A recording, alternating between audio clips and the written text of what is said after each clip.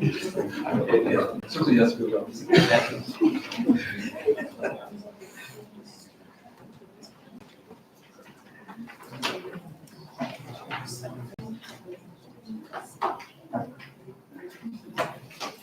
All right, welcome everybody. It's 6 o'clock, so I'm going to call the meeting to order, the Bennington Public Schools Board of Education.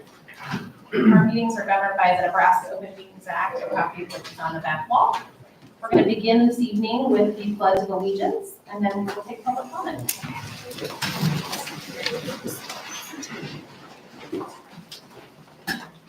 I pledge allegiance to the flag of the United States of America and to the republic for which it stands, one nation, under God, indivisible, with liberty and justice for all.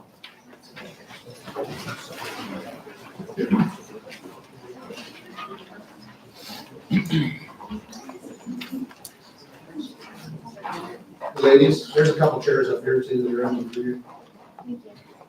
They want to go. I think Steve's good. All right, we're going to begin this evening with our public forum, which is our chance to hear from the community. We have some gold colored sheets in the back of the room, so if you'd like to speak with us this evening, if you could fill out one of those sheets and bring it up with you and hand them to Jody, our board secretary. And then we will go through, and essentially the rules are basically to try to keep it to 5 minutes or less. We have quite a full agenda this evening. And then when we hear from you, please tell us your name and address if you're a Bennington resident, and we will listen, and then the administration will get back to you if there are questions. So, Jody, do you have a couple?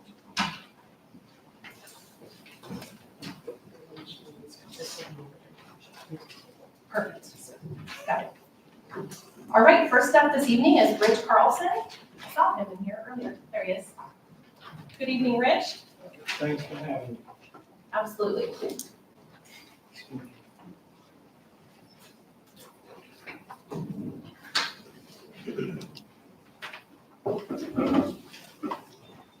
My name is Rich Carlson, 10420 North 189th Avenue, Bennington, Nebraska 68007, the Bennington School District. This week I had, last Friday, the real privilege of being asked to be part of a group of some very nice and people that are interested in our school district on a meeting and having the preview of our school bond issue. I was very, very impressed, and I want people to know I totally endorse it. I want to thank you, and I'll look you all in the eye. You did a nice job. And I don't give out a compliment unless you got it coming and people don't put words in my mouth. You did a good job. You've done a great job of coming in with help me with the word introductory and make a smooth transition. Thank you. Good job. That last meeting, half an hour ago, excellent. The reason why I'm really for this bond issue, a vote for is a good bond issue that covers the needs. And not a lot of extras of wants. All of us as kids had to learn what a want and a need was. Sometimes a want you really don't need too bad, and we can only afford the needs. And in this bond issue, I think they covered the real needs of our classroom, and I thought that was excellent. And we have a practice football field. We're not going to have two football fields that are a lot of money for two. And the reason I'm also for this bond issue is because they can divide the two schools on separate nights and not overpower the football field that we have that is, whatever the word, that is part of the program, conference program or whatever. So I think that's excellent. So we haven't wasted any money on wants. My third reason why I want this bond issue, if we have a vote against, that's really a vote for portables. We don't want portables, and I feel. These are my words. Everybody, I want you to vote, and I ain't gonna tell you how to vote. A lot of blood was shed on the battlefield, so you have the right to vote, or at least vote. Should be easy if it's by mail. It's a waste of money, those portables. We're degrading a perfectly good school system in a high school with those portables and taking up parking lots and everything else. And we're degrading it, and then we're gonna overpower our football field. But went against it. This isn't this isn't a third deal. It's gonna be the bond issue, or it's gonna be portables. You ain't got a third choice. It's gonna be one or the other, because we're already overpowered. And we're already having what, 2, 3, 4, 5, 6 teachers going from class, the kids are already here. Forget about anybody moving in tomorrow, kids are already here. And old Winston Churchill said in World War II, the Americans will always do everything right after they've done everything else. And we've done everything else, so let's do it right now. And so I thank you very much. And my prayers are with you. I believe in divine intervention. I hope this works. And I want to thank the school for always making a copy for me, because I don't compute. Okay, and I don't even know anything about this AI business. Thank you. Thank you, Rich. Thank you, Rich. All right, next up is Shannon Scott. Welcome, Shannon. Come forward. Thank you.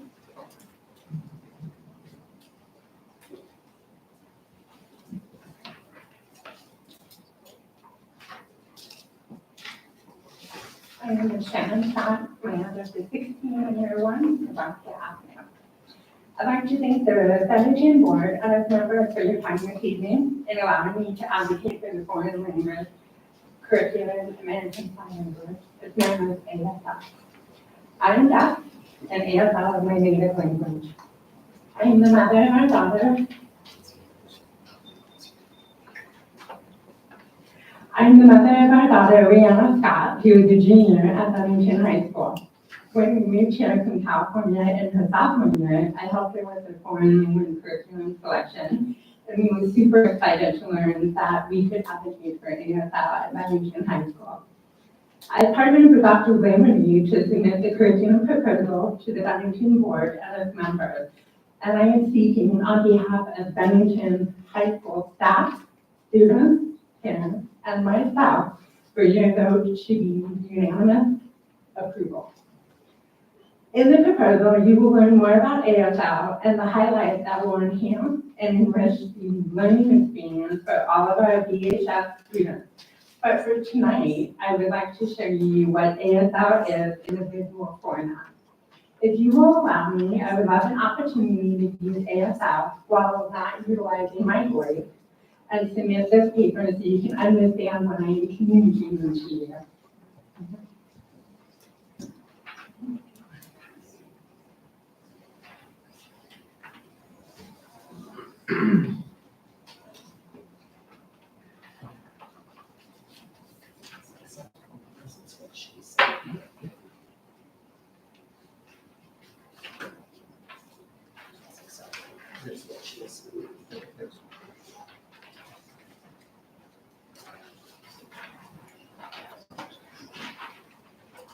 So before I begin, I would like to share with you that ASL has the same linguistic properties of the spoken language, but the grammar is different, which is a key component to attract many students who are hearing to learn visually and thrive in ASL.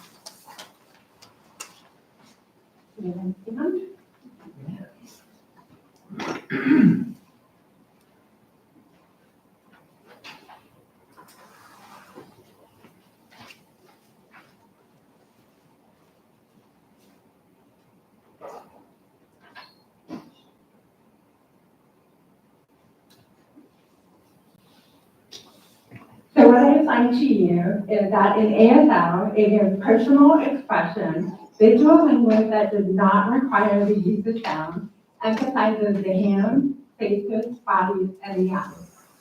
ASL is known as a language that can foster an inclusive campus environment empowers individuals with hearing loss to communicate with the hearing community and bridges the gap between deaf and hearing communities.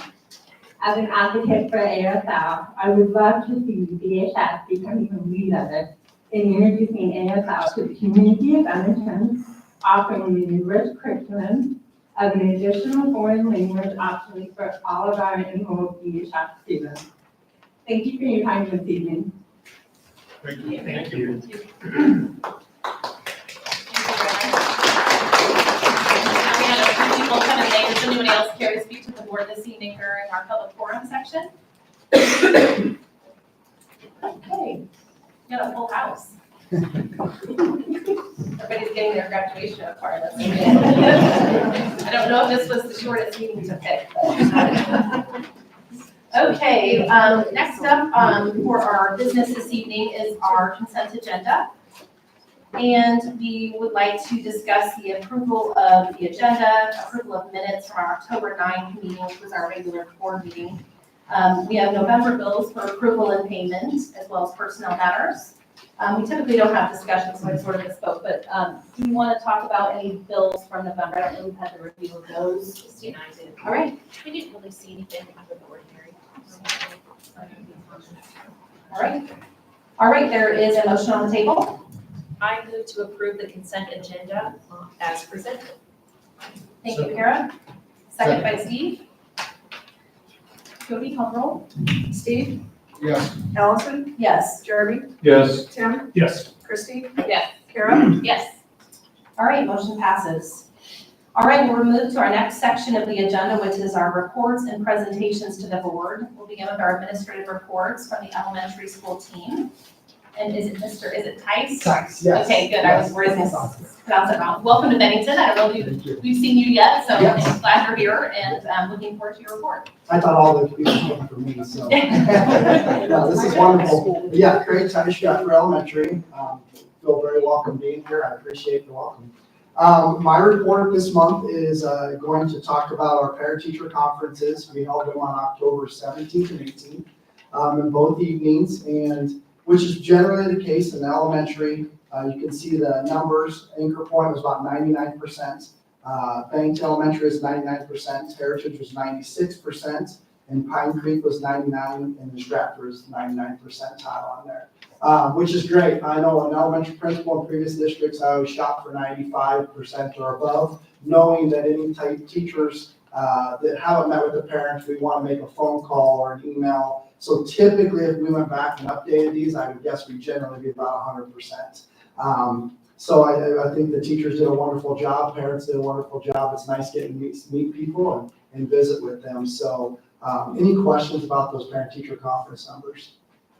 Perfect. The other thing I just want to give a shout out to our Red Ribbon Week that we held. I know Bennington Elementary did the parade. This is just some pictures from what we celebrated that week, which is kind of a fun week with the Red Ribbon Week. So it was a nice week and kids really enjoyed it. Staff did a wonderful job. So any questions about that? That's all you're gonna put me through. We're going to inform you well. Yes, I appreciate it. Thanks for your time. All right, middle school, Mr. Applebaum.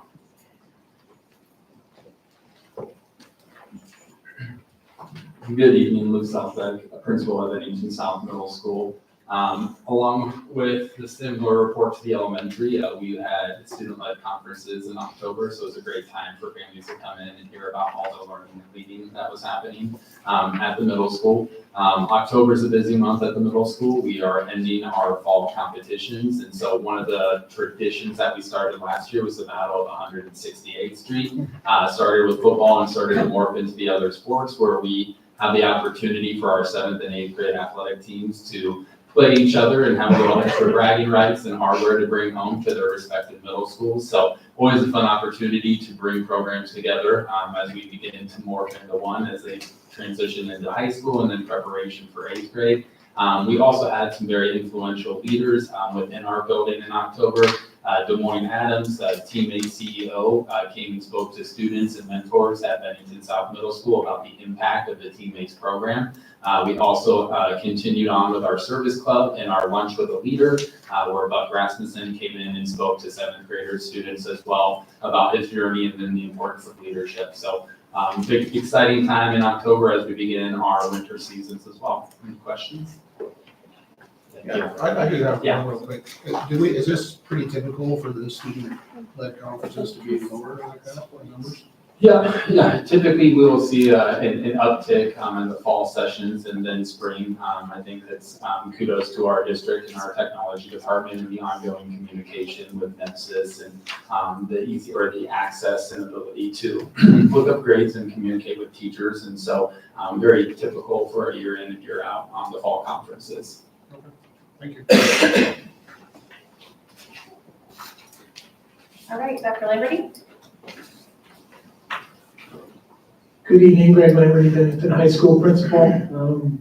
Our parent-teacher conferences are not very well attended. It's the third year in a row our conferences have been in the mid-teens, so wish I could shower that with a bunch of roses, but we've got to try and find some way to probably engage more families. I think I would like to say that credit goes to our teachers and to the NEPSIS system about being up and running, and communication goes out prior to, but still those face-to-face and personal interactions are pretty valuable. I also listed on there, we've started winter sports today. I know that's always something that is on everybody's mind, and just my eyes told me I went in and counted each sport, just so this board was aware of what's in there right now. Remember that the boys programs don't have their football players in there right now, but there were 40 boys in the basketball gym, there were 25 girls, and there were 37 wrestlers. So again, minus football kids. Questions for me?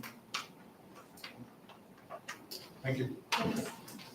In addition, I'd just like to quickly note, that's not just a Bennington thing as far as low percentage of participation. That's an everywhere thing. Every district I think has been it just continues, I think, to trickle down as families are being communicated with in different ways. Everything from NEPSIS to social media to all the different ways we get communication now. Mr. Bombeck? Student Services, Dan Bombeck, Director of Student Services. Tonight, I'd like to talk a little bit about early childhood. We have had a very rich and growing program in Bennington over the course of the years. Just as a note, last year we served 91 students, just a little bit before this month, I think October of last year, they noted that. This year we're at 141 birth to 5 services, which is a great thing for Bennington. We know that most development happens in those first 5 years with brain development. It's great when we can catch students and help them, provide them the services they need. Right now we're running 3 preschool classrooms, I can't say that word, preschool classrooms, with a total of 6 sections. We run an AM and a PM, 3-year-olds in an AM, 4-year-olds in a PM. And a total of 80 students being served within those classrooms. We look for a 50-50 mix of students who are targeted students, as well as peer models. And right now, you can see that we've had as many as 22 preschool classroom referrals for this year. So we're growing, and we'll continue to grow with our needs in that area. Any questions? How long is the wait list? I know we've had folks starting to sign up, and I've always heard it's very popular, so just to give the rest of the board an idea on the need that is there and the community is asking for support in that way. I'll have to get you That's okay. accurate numbers later, but I can tell you that our 4-year-olds are full as far as referrals go for spots, for peer spots for next year. 3-year-olds, we're still looking to maybe fill a few peer spots. It just amazes me that it's that far in advance. I know that's true, but good. Thanks. Thank you. Thank you.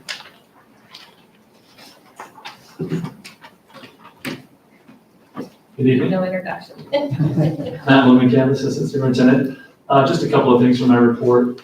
Over the last couple of weeks, as we finished up our fall season, we did bid out and work with ODs to come out and work on our field maintenance around our facilities, our soccer fields, our softball fields, Bennington Elementary football field with some overseeding, and some aeration, things like that. So those items were being finished up here before the snow flies and hopefully prepares our fields to be used again next year. With the number of activities that are going on in our facilities in our district, those fields just continue to be used more and more, which is a really good thing, but we need to maintenance those. And so we've done that over the last couple of weeks. Also have reached out to Hamilton. Dave Hamilton's company is who has done our snow removal the last 2 years. Going to work with him again this year in his company. We've been pleased with the product that he's provided us. From that conversation, we have some new people using our facilities this school year at Heritage Elementary. We have Crossover Church. And just as of a month ago at the high school, we have Three Timbers Church that rents out our facilities. So I had an opportunity to reach out to both of those pastors, introduce or reintroduce myself, and just walk them through what the winter months look like with snow removal and what an early Sunday morning phone call for me might be. I don't want them to be alarmed if I call at 4:30 or 5 o'clock in the morning if we need to get things, moved or salted or sanded so they can have service, or if they have to postpone service or maybe cancel service depending on the weather.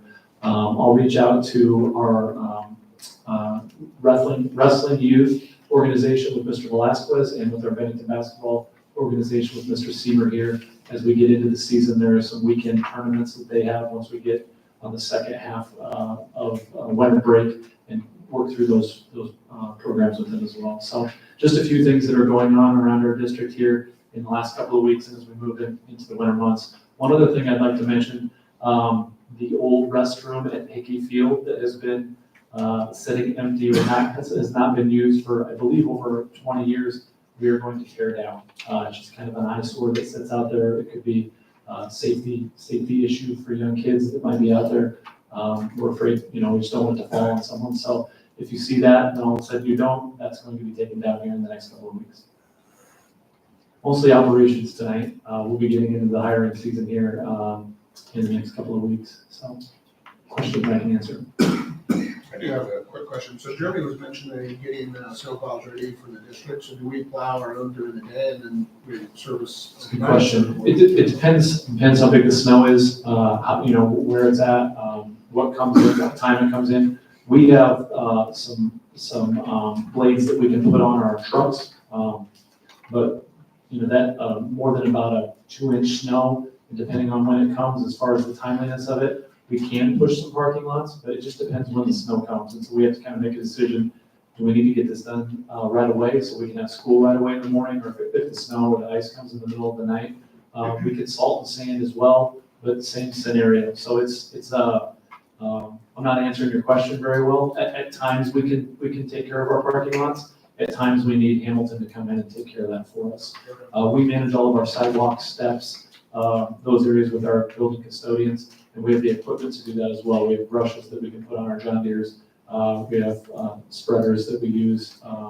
And those guys do a great job in the winter. When they get done at their building, they just call around and find out who's not done, and they go help each other out. And so it's really a team effort to get things done. But it really depends on when the snow comes or when the ice and bad weather comes, and what's that in relation to when school starts in the morning, or we have an activity in the evening, depending on when that is. If we have an activity on a Saturday evening, we might come in the middle of the afternoon to get things cleared so we can have that activity on a Saturday evening. Okay. So Hamilton doesn't do the sidewalks, we do that. We do the sidewalks, yep. But they do the parking lots of all 8 facilities. Good. Well, thank you. Other questions I can answer? I just want to mention, I appreciate you laying out the maintenance on the fields, and so we know kind of what to expect each year, and like getting those processes in place is really helpful, at least from my perspective on a building finance committee. Separate out those expenses, so I appreciate your effort No in problem. getting that lined up. You bet. Thank you. You bet. Thank you. All right, Dr. Hoagie?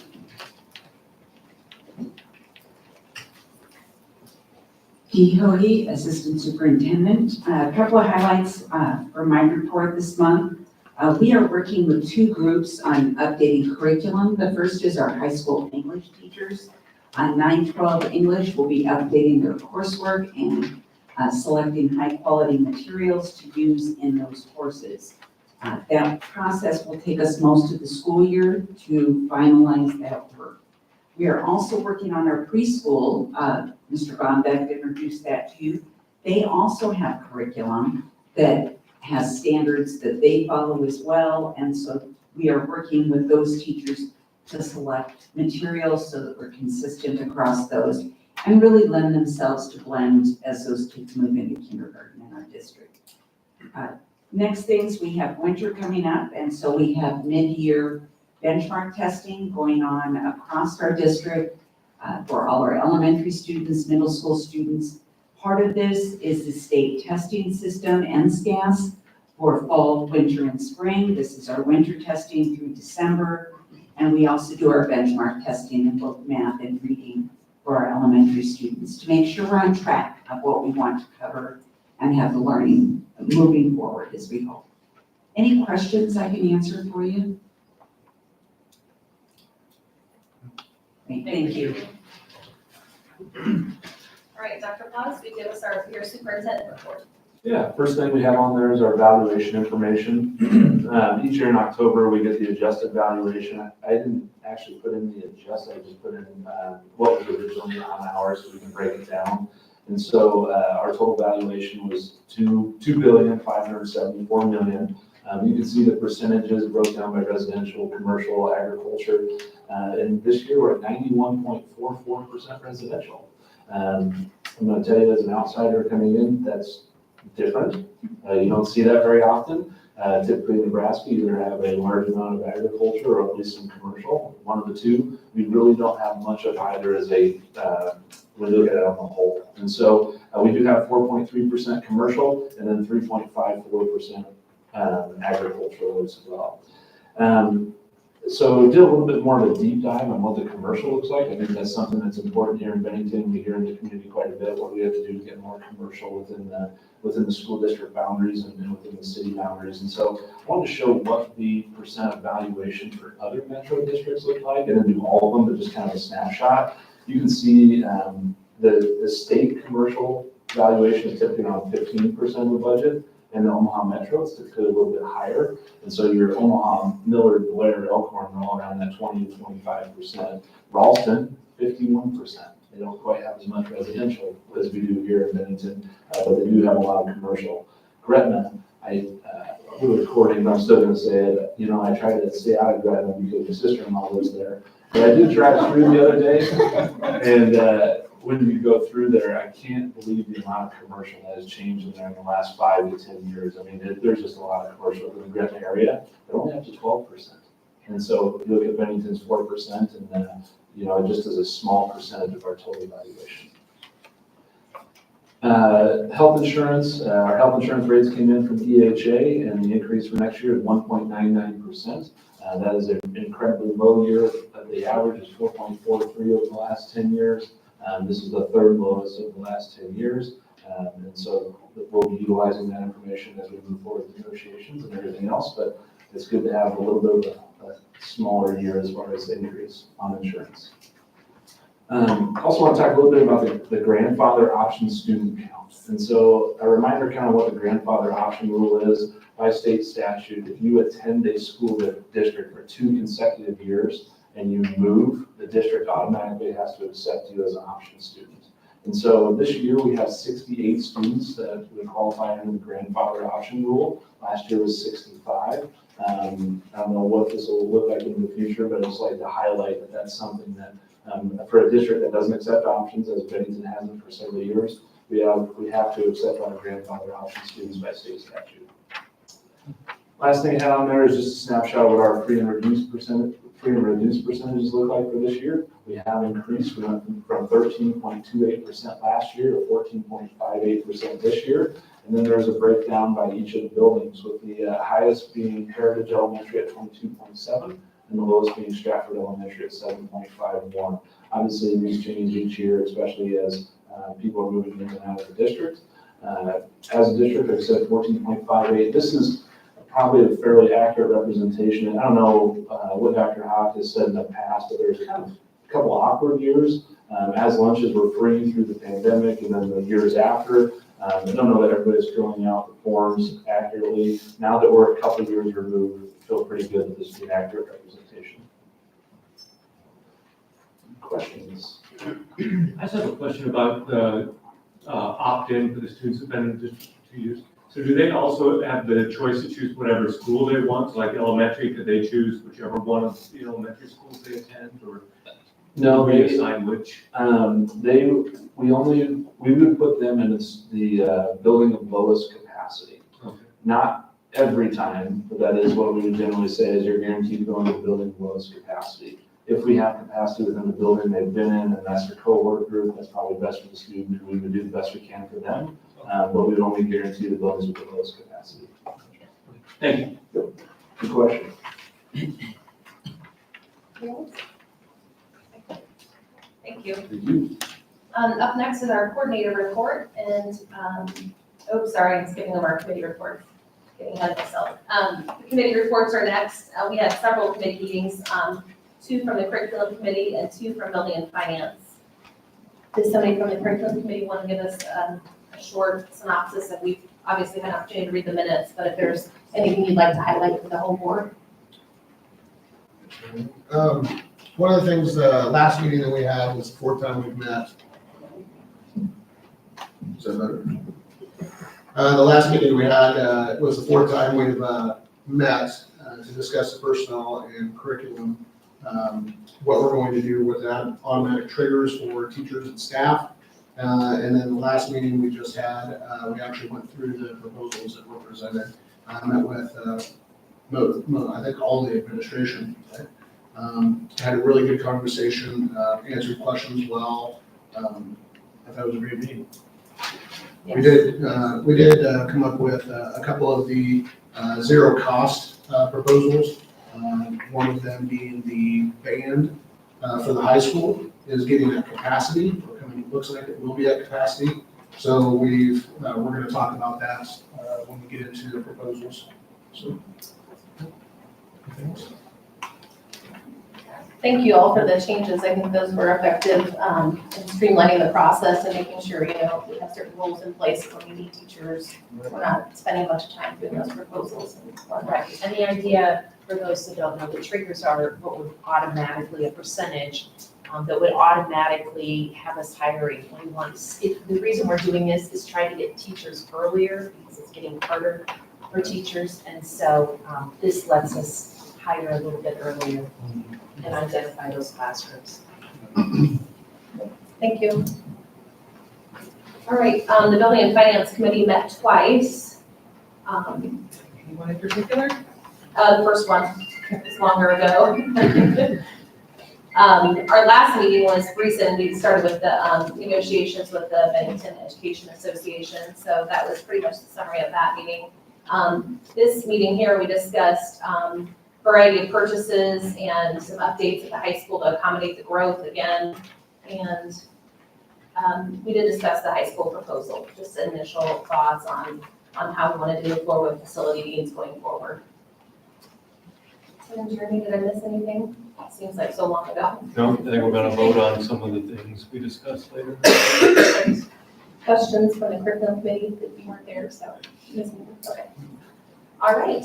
I think that summarizes our committee activity for the month, which was quite a bit, actually. And next up is our coordinator report. And I think Dr. Hovey is filling in for Mr. Uckman tonight, and we're going to talk about technology. Thank you.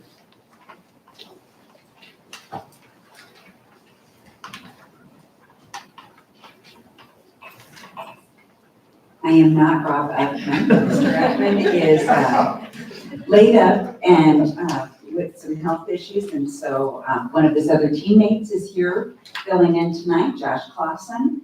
But I will do my best to fill you in on the technology team's update.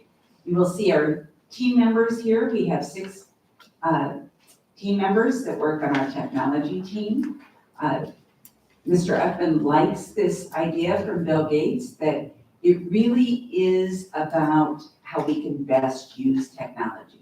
So we don't want us to fit it, we want it to fit what we need. It's so important. Recent projects, we've got a number of things going on across the district and have been.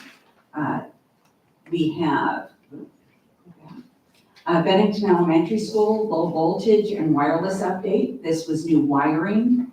We updated across the building as well as adding and updating their wireless access points throughout the building.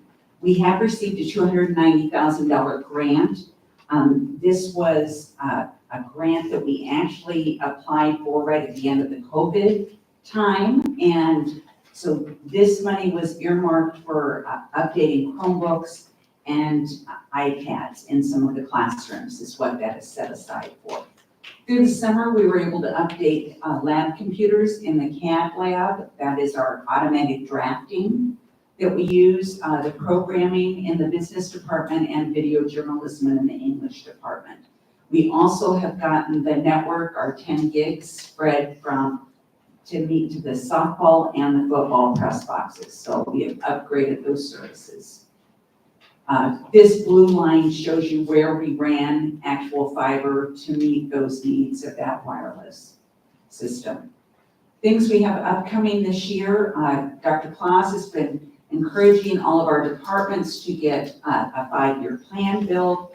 And when we know equipment will be needed to be replaced and retired as we move forward. So Rob has this laid out with each of our areas and color coded on what's right for us. So interactive displays are our side box lights that we have in every classroom now.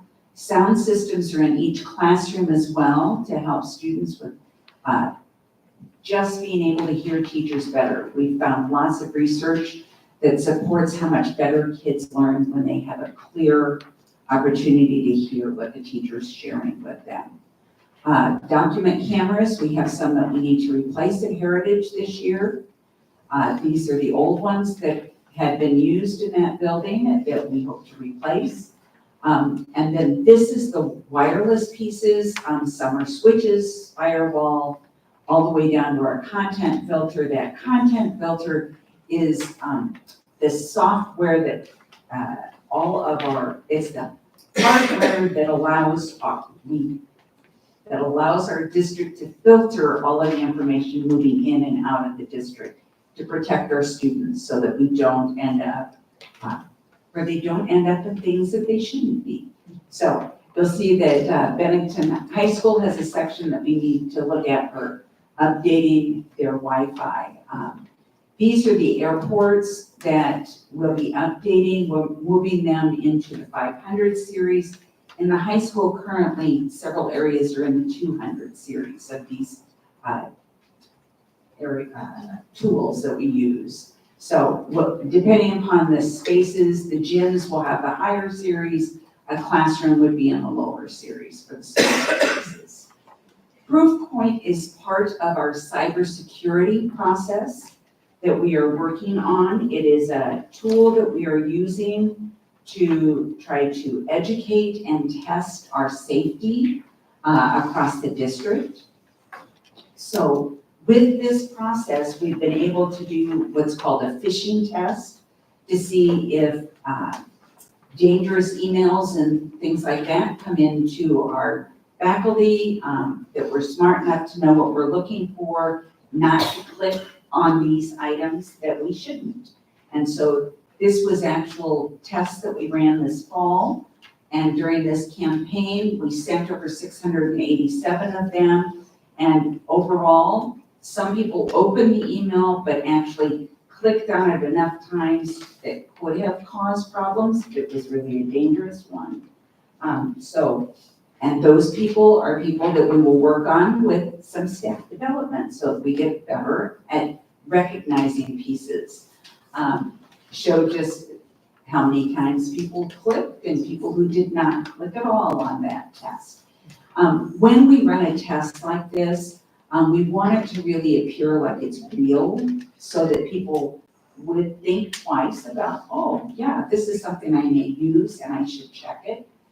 So Rob has highlighted the different areas that it mimics where it's coming from. This made it look like it came from our HR department. It has some legal language, so it looks like it's a real thing. It looks like a DocuSign, but it's not their real logo. And so you have to be careful as you look at those pieces.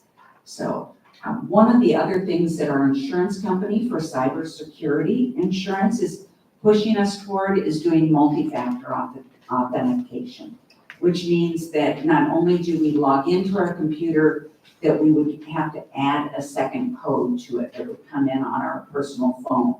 And so that's something that we'll be working towards. Some areas we've already instituted this, others we have not yet. Upgrades that will be coming, we're looking at 100 new devices for our kindergarten and first grade. Those are touch screens that we use in those grade levels as they transition from more of a tablet environment to an actual Chromebook where they are doing more typing with that. We will also update 918 Chromebooks as across K-12 in our district and 85 MacBooks. We are slowly transitioning our staff from HP and Dell and a DOS machine to a Mac machine as we're making that transition at this time.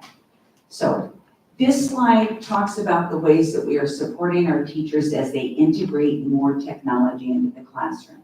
Mackenzie White is one of our tech department teammates, and her role for the district is to work with teachers to enhance their lessons.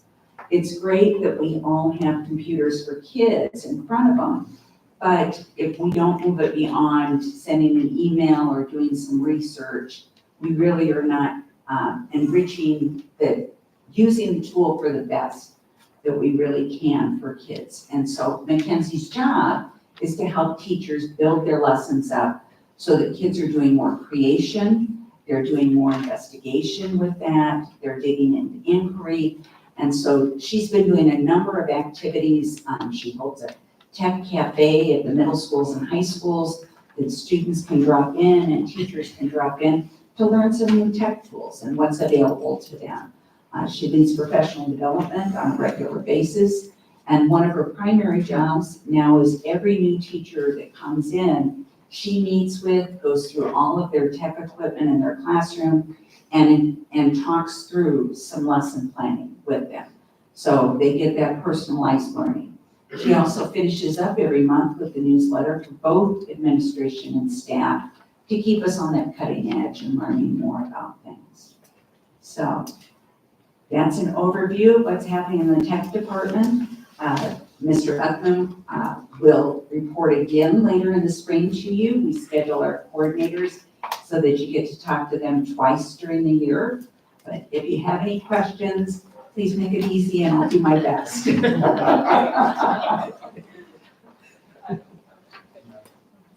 questions about IT questions? Thank you very much. I do want to just talk a little bit about those 5-year plans. That's something that we're trying to get to. I don't know if it'll be throughout the course of this year, but we're going to get there eventually. If you look at all of those lines of tech purchases, the switches, the access points, the box lights, the computers, the hope is to ensure that we know when the end of the life cycle is on those, and we can update in a fixed way. That way we're not coming to you one year and asking for millions of dollars because all of our tech is going down that year, and then going 4 years, we're not asking for anything. So we're trying to find a way to make sure that's a steady flow of expenses each year. And so that's our goal. That's what Mr. Ruckman's been tasked with, and you can see he's on his way to try to get there. Thank you. All right, next up is our spotlight report with the English language learners, Mrs. Shoma and Mrs. Buchanan. Bucateo, thank you. I wasn't even gonna try. They tried to give me the phonetic and I wasn't. Welcome, thank you for coming. So my name is Lisa Schoenhoff, and I am the ESL teacher, also known as English as a Second Language, or ELL, English Language Learner Teacher for the district. I have been here for 6 years. 6 years ago, actually 7, my son came home and said, "Mom, I have a kid in my class that doesn't speak English." So I messaged Shannon Tyndall and said, "Hey, I would love to volunteer with these kids. It's my background." And so she said, "Awesome, I have 3 at Pine Creek." So I volunteered for a year. And then she asked me if I would be willing to come back and interview for a job for teaching the ESL program here at Bennington. So back then, that would have been 6 years ago that I started teaching. There were 12 kids in our district that spoke probably about 6 different languages. Since then, we now have 25 different languages. So one of the first questions that people ask when you say you teach ESL is, do you speak Spanish? So I speak a tiny bit of Spanish. Spanish and a tiny bit of Mandarin, because I lived in Asia. But really, if you look at the 25 different languages up there, there's no way we could speak all of those languages. And the program is more about teaching ESL kids that come from homes that have another language spoken in their home, regardless of whether they speak it or not. They can qualify for services if they have another language. And so we determine that based on the home language survey. So they fill out, when they register for school, they fill out a survey that has 3 questions. The questions are about the languages spoken in your home. Everyone answers those questions. So we are now up to 70 active students here in Bennington, and we also have 62 additional students that have exited the ESL program, which means we monitor them for 4 years, and that entails month or quarterly check-ins with their teachers to make sure they're doing okay. Hi, I'm Ann Bufakeo, and this is my, I've been an EL teacher for 1.5 years. Prior to that, in a neighboring district, I taught 3rd grade in a BSL full inclusion classroom, which means 90% of my kids were ELL students. So we do teach, in the springtime, we give the ELPA assessment, which means the English Language Proficiency Assessment, and we assess the kids in 4 domains: the reading, writing, listening, and speaking. Students can score in the emerging, progressing, or proficient range. If they score in the proficient range, that just means that they have done well in all 4 of those domains and can successfully independently work on those skills. So then, like Lisa said, they are exited from our program, and then we monitor them for an additional 4 years. So we really work with students that score in progressing and emergent levels of the assessment, and you can see how those fall. Out of the 70 students that we are working with, 60 of them are in the progressing range, and then we have 10 that are in the emergent level.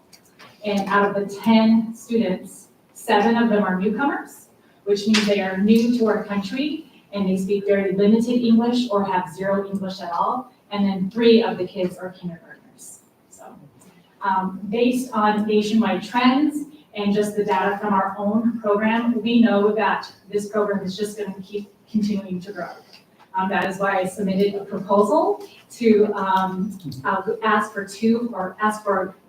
go from 1.5 to 2 full-time teachers for the buildings.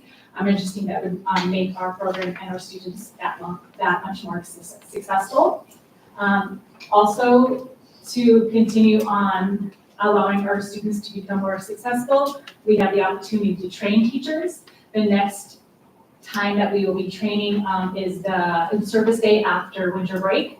We will offer a session on tips and tricks and strategies to help classroom teachers have our ELs more successful in their grade level classrooms. Are there any questions? What does a day look like for a student? Yeah, I'm trying to visualize it. Since there's 2 of us, we travel a lot. So I service Bennington, Heritage, Anchor Point, and Stratford. So you're gonna find me somewhere around the district. And I like to pull kids that are either in the same grade level or they need to work on the same skill. So we can kind of interchange those when we see fit. And we get to work on all different types of skills. Like I can work on letter sounds with my kindergartners, up to different life cycles. Like we just wrapped up a unit on life cycles of pumpkins, just a whole variety of what the students really need to be successful.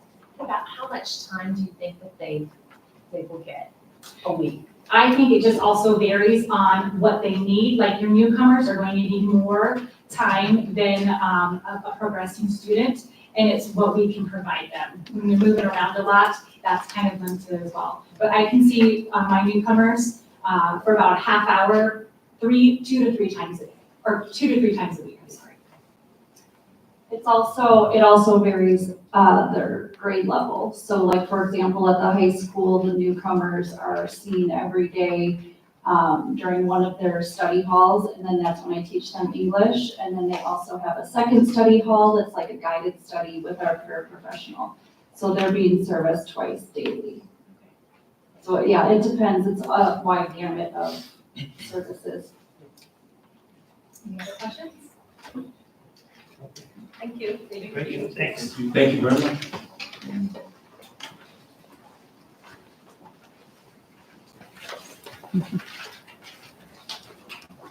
All right, we're gonna move to our unfinished business portion of the meeting. This next group of action items will be with respect to policies which we've reviewed previously at our last board meeting. So we're prepared to do our final reading and then voting to approve those. So the first item is for us to discuss and consider and take action on revising policies to section 300. And just as a refresher for the board, I know it's been a little bit, the policy committee did go through the section 300s as part of our review process. So this year we tried to take sections of the policies and do a more regular review so that we're looking at those and making sure that they're actually what we're doing. And if we need to make updates, those are the idea of the periodic review. So section 300, we only had one change, and this was kind of a procedural item with multiple assistant superintendents, making sure we designated in your absence Dr. Claus, who would be the individual to take over. So that is policy 301.02. I didn't mean to take over your Perfect. section. Okay. Jack, Is there any other discussion before we have a motion? Okay. All right, there's a motion on the table. I move to revise policy 301.02, success of authority to superintendent. Second. Thank you, Steve and Jeremy. Is there any further discussion on this item? All right, Jody, call the roll. Tim, Yes. Christie, Yes. Kara, Yes. Steve, Yes. Allison, Yes. Jeremy. Yes. Motion passes. The next item for review from the board is for us to discuss, consider, and take action on various policies in the 500, 600, and 700s. And I think these were recommended policies by the Nebraska Association of School Boards and suggested by administration. These were in reference to, I believe, Nebraska legislative changes from this year, and some of those are still trickling in. It was an active session, so we just are updating those and going through them, making sure that we are in compliance. So there's 13 of them. I will not read all of them. Dr. Clutch, you want to give us any highlights, or is there anything you want to mention? They're all over the board, so there's no real commonality. Yeah, I think you summarized it pretty well. Most of them are either updates to best practices within special education or within state laws that have changed over the last year. Do any board members have any questions on those? I know we've got Mr. Baum back here that can help you expert. Questions from anybody, or? I know there were quite a few policies that we didn't take time last meeting, but. Okay, I move to revise policy 612.01, free appropriate public education, policy 612.02, full education opportunity goal, 612.03, child find, 612.04, evaluation procedures, 612.05, individualized education programs, 612.07, participation in assessments, 612.08, least restrictive environment, 612.10, procedural safeguards, 612.13, confidentiality of personally identifiable information, 612.14, suspension and expulsion rates, 612.15, access to instructional materials, 612.16, over-identification and disproportion, 612.17, prohibition on mandatory medication, 505.03, suspension and expulsion, and 706.01, purchase procedures. Water breakdown? Is there a second? Second. Thank you, Steve. Is there any discussion on these items? Okay, Jody, call the roll. Jeremy, Yes. Tim, Yes. Christie, Yes. Kara, Yes. Steve, Yes. Allison, Yes. Motion passes. The next item before the board is for us to discuss, consider, and take action to add policies. And this is 612.18, appointment of surrogates. 612.19, consent for early intervention services. 612.20, disciplinary removal of children with disabilities. And these were additions as opposed to revisions, and so they're a separate section. There is a motion on the floor. Or proposed motion. I move to add policies 612.20 18, appointment of surrogates, 612.19, consent for early intervention services, and 612.20, disciplinary removal of children with disabilities. I'll second. Thank you, Steve and Kara. Is there any further discussion? Jody, call the roll. Allison? Yes. Jeremy? Yes. Tim? Yes. Christie? Yes. Kara? Yes. Steve? Yes. Motion passes. All right, that brings us to our next section of board business, which is our new business. And we have one item that we're going to table for discussion, which was district purchases related to some equipment for one of our track and field programs. So we're going to review some of the numbers on those, and we're going to get maybe another day to review those. So Dr. Blumenkamp will bring that before the board, maybe at our next meeting, we'll see when the information comes in.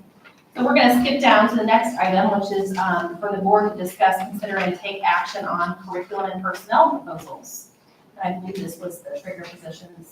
Dr. Claus, do you want to take us through that? Yeah, exactly. Allison, excuse me, we need a Yes. motion and a second for table. Oh, sorry, thank you. Motion, is there a motion to table the discussion with respect to the track and field equipment? So moved. Thank you, Kara. Is there a second? Second. Thank you, Christie. Overall? Steve? Yes. Allison? Yes. Jeremy? Yes. Tim? Yes. Christie? Yes. Kara? Yes. Thank you, Jody. All right, back to our personnel proposals.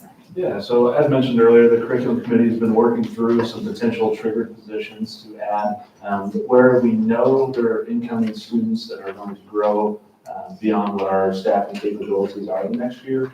And so we put together a very conservative growth model. That way we feel good about the number of students that are going into each of these classrooms. And then we put different ratios based on which grade level it was at. And so obviously you can't have 30 kindergartners, that's a little bit different than 30 seniors. And so it is staggered depending on the grade level. As we ran the model, it popped out and said that we would need 2 additional elementary teachers. There'd be a 5th grade teacher at Heritage and a 4th grade teacher at Stratford, and then 3 added high school teachers, a full-time math teacher, a full-time social studies teacher, a half-time PE and health, and then a half-time SCS teacher. So these were automatic triggers, those that we know that they're going into a classroom that's going to flood our system. We don't have the staffing capabilities to handle that. It doesn't mean that there wouldn't be additional proposals to add positions as well. There's some that bump right up against the trigger, but they don't quite hit it. And so those are where the curriculum committee is trying to focus their time and efforts onto those positions or within those other proposals. And so just tried to clip one off, or I guess clip the positions that we know that we really desperately need for the next year. The estimated cost for these positions would be $463,720. That's assuming that it's a teacher with a master's and 5 years of experience. It could be more, it could be less, just depending on what the candidate pool looks like, but that would be the average salary for those 5 positions. In addition, requesting approval for proposal number 38, which is the addition of a freshman band course. I don't have exactly in front of me, but it was like the estimated enrollment within our band curriculum for next year is 120 to 130 students going into a room that has a capacity for 100.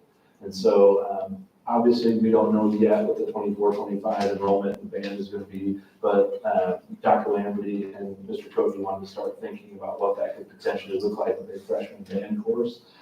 Where they would be able to house a freshman band within one class period, the 10 through 12 band within another, to ensure that we have adequate space for them. And we can teach them at the appropriate level as well. That would be different than what we've done in the past, but the numbers are going to dictate it potentially for next year. So no additional financial costs associated with that, would be a division of duties Yep. within existing staff. Okay, Exactly. Thank you. So it'd be a $0 cost.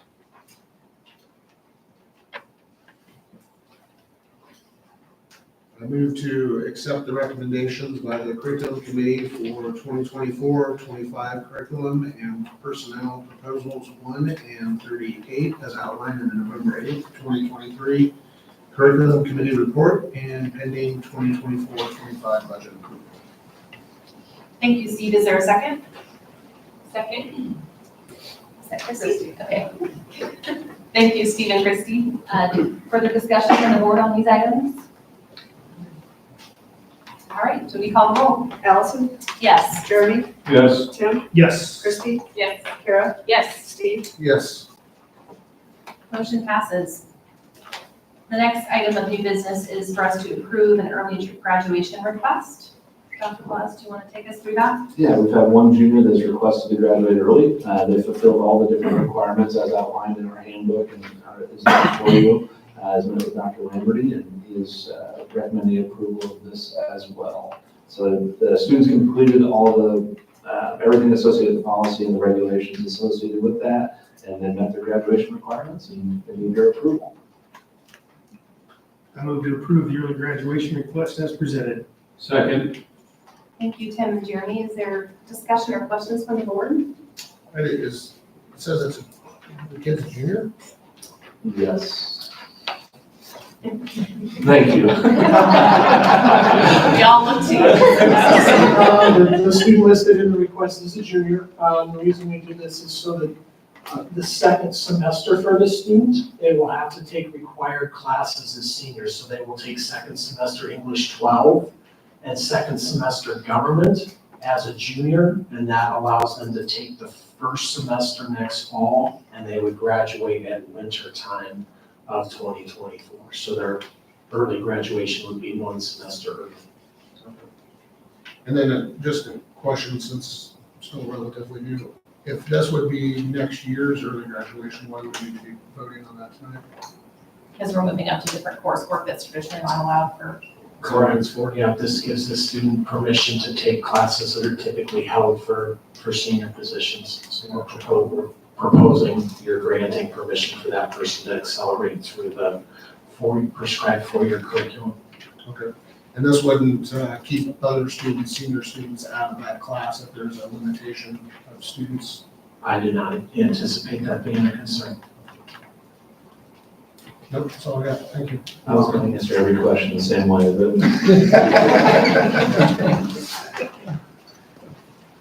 All right, no further discussion. Jody, you want to call the roll? Christie? Yes. Kara? Yes. Steve? Yes. Allison? Yes. Jeremy? Yes. Tim? Yes. Motion passes. All right, next item is for us to review our 22-23 audit report.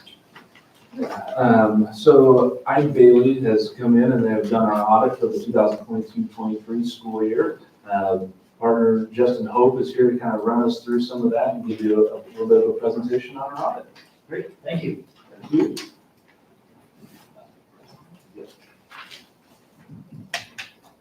All right, the exciting part of tonight's meeting.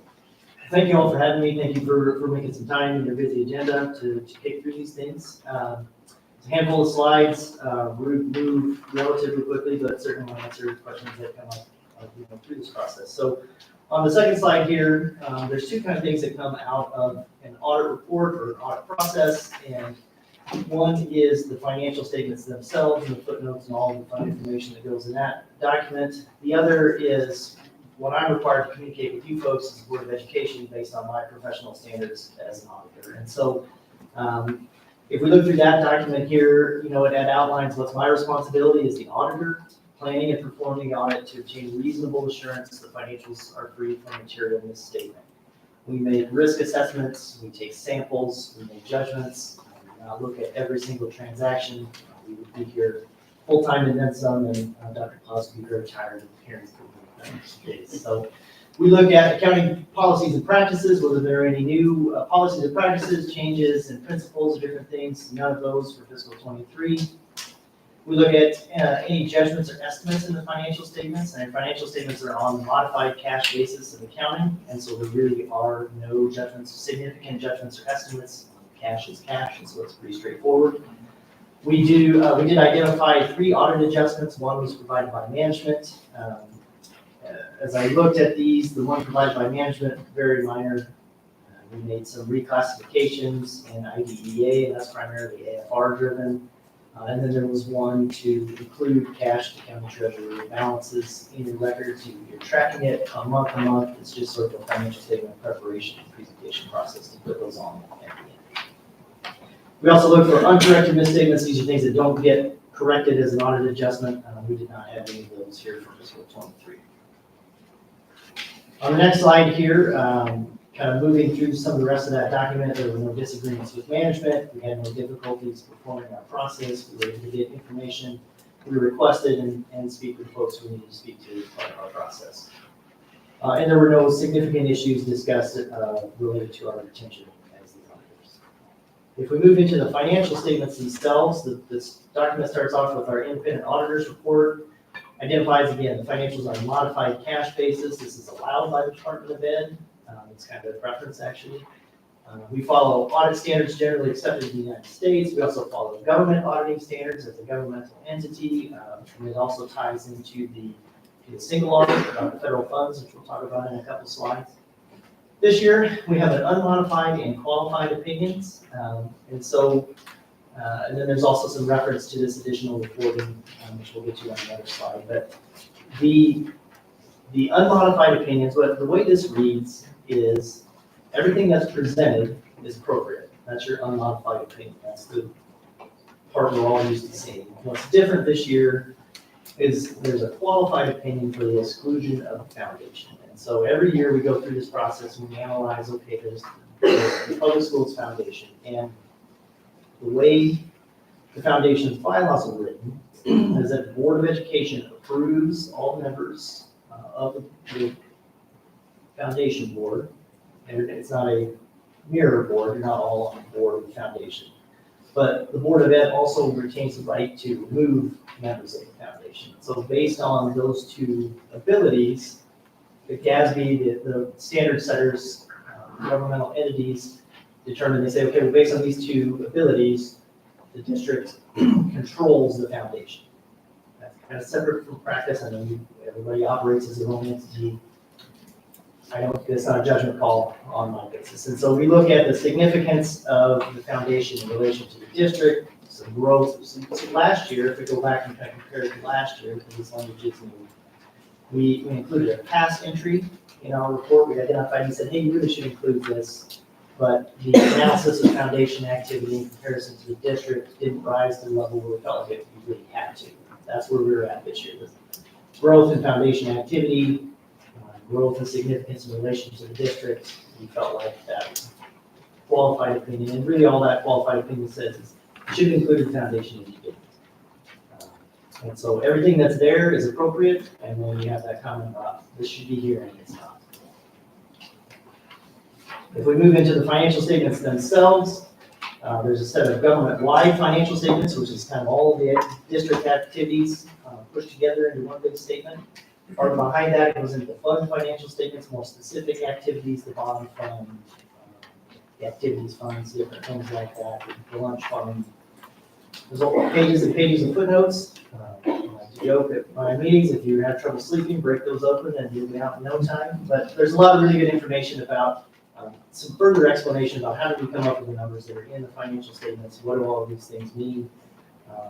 And if that hasn't put you out, there's supplementary information, budgetary comparison schedules, schedules of federal awards based on all of the different grants that you get. We're getting close. There is some additional reporting, again, under government auditing standards, some additional reports there. We look at the internal controls. It's not an audit of internal control, but we do get an understanding of the processes and identify things that might want to bring to your attention as the board.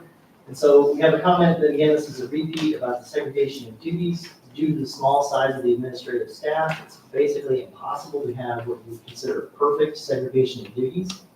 And so we point that out. We do take a look at the policies and practices and procedures that falls into some of the testing that we do. Ultimately, I want to be clear, I think the controls and the processes the district have are appropriate for an organization of this size and with the limited amount of administrative staff. We have to go through this process to evaluate and say, okay, we have to take, risk isn't the right word, but we can't hire additional people and pay salaries just so that I can have perfect segregation of duties in my office. And there are good checks and balances, and the board reviews purchase contracts, you're reviewing checks and disbursements as they come through. So again, I want to be clear, I think it's appropriate for the size of the organization. Financial statement preparation comment. This is our involvement as the auditors in drafting the financial statements. I can't be part of your internal control. However, it's a pretty complex process to draft these things and all the notes and all of that, and so we, again, bring that to your attention. Related to the tax ID, there is an entity using the district's tax ID, the Booster Club, that is not included in the district's financial statements. The district doesn't have control over that checking account, and so it would be a suggestion for during this next year for Booster Club to move its own tax ID number, or conversely for the district to take control of that account. And then with the journal entries, we do some testing of the journal entries as part of our audit process, and there was one journal entry we identified that the documentation supporting the reason for the entry was basically really need to be found. And I don't think it's an overarching issue. It was one entry that we picked. Again, my audit standards, I don't get a lot of leeway in saying, well, it was just this one, so we have it here in our comments. We also look for bigger compliance items. This would be something like potentially outspending the budget or things like that. We had none of those during 23. And the last fund report, because you spend more than $750,000 in federal awards in a given fiscal year, you get to do a single audit, which is a focused set of procedures over those federal funds. Your largest program, the one that we selected as our major program, is Child Nutrition Cluster. It represents about 57% of the federal funds. Total federal funds about $1.65 million here in 2023. And ultimately, the tests we performed over that, we had no findings of compliance issues related to that program. That is what I had, but certainly happy to entertain questions about any of it.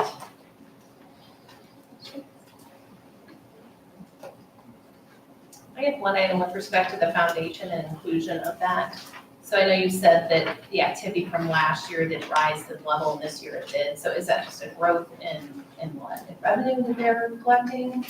And so it makes it more significant, and that's what triggered the inclusion this year and not last year? Yep, it's a living analysis, right? So we've worked with the district, this is our third year on financial statement audit, and it's every year we review that. And this year, in our opinion, was the growth in the overall foundation was made it rise to that level to do a qualified opinion. You explained this right, they already do an audit themselves, right? Yeah, I was gonna mention that. So the foundation does an audit on themselves as well. And so it's not a issue with an audit of the foundation, just the fact that because the bylaws are set up the way they are, even though it's not necessarily our practice, that isn't the bylaws. And so technically they should be within our audit. I had talked with Blake Thompson, the new executive director. He went and found the bylaws and said, oh, you're right, that isn't there. And so I know that they're committed to changing the bylaws this year as well, so this is no longer an issue come next year. Thank you. Yeah, so I do have a question. So I was going through the reports, the per pupil cost report. Okay. So when you get to the end of it, that's the annual cost per pupil, right, at table 5? I think that's actually from the AFR, if I remember. And so that would be what we would submit to the AFR. The very last, table 5. Because I would assume this stuff above it is more global annual cost. That really isn't per pupil, but table 5. Okay. Because Bennington Public Schools. Yeah, so this actually breaks it down per school, right? So we're looking at just the students in that school and the cost of that school. So we average anywhere from almost $11,000 to upwards of $15,000 per student. So this was a change within the AFR roughly 4 to 5 years ago, where it used to just be one lump sum for the district. And now we have to break down all of our expenses and revenues by building. And so whenever you see an order for, make something up, something for all elementary students, they would actually break it up with each of the buildings, so it gets coded in here. When you see the difference in cost per pupil, it's generally just quantity within the building. And so, if you have 25 kids in a classroom, and it's $100,000 all in for that teacher, that's lower than if you have 17 kids in that same classroom with one teacher. And so you just kind of add all those up, and that's why it gives you a little bit different percentages. Is there a reason, I mean, with the high school as full as it is, that that's not the least Um, cost per people? Probably will be in the future. It's about 90% capacity right now. Pine Creek it's jam-packed in that building. You have teachers in closets and everywhere else, and so that's why you see a little bit lower number there. I would imagine, I should maybe speak out of turn, but if we look at Bennington High School last year, I bet you this year is lower, and assuming it continues to go down this year, for all the reasons you just talked about. I mean, look, yeah, see Stratford, I was just gonna say, I bet Stratford's the highest, because it's a brand new building, it's just open, it's not quite, it's growing in its capacity within these walls. Well, yeah, I think they're actually a little bit lower than the old middle school and then Anchor Point as well, those two. Those are both pretty close, aren't they? To middle school. About 1,000. Interesting. Yeah. Any other questions for Auditor? Are we gonna talk to the booster about, It's funny, I was just doing this because I wanted to say that as well. We will get with the booster club, see what we can do to get them off our TIN number. I would think they brought their own ambulance. I don't know, that they don't want us in control of their money. My guess is that probably was the case in 50 years ago, whenever the account started, and it's just never really been changed. So it's something that we need to get changed. Yeah, okay. Thank you. Appreciate your time. Thank you. Thank you. Thanks, Justin. This is the discussion item only, so there is no motion or vote, just updating the board. Next item before the board is an agenda item to set the tuition for non-resident students. Yeah, so each year, the Board of Education approves the non-resident student tuition rate. This is in policy 50202.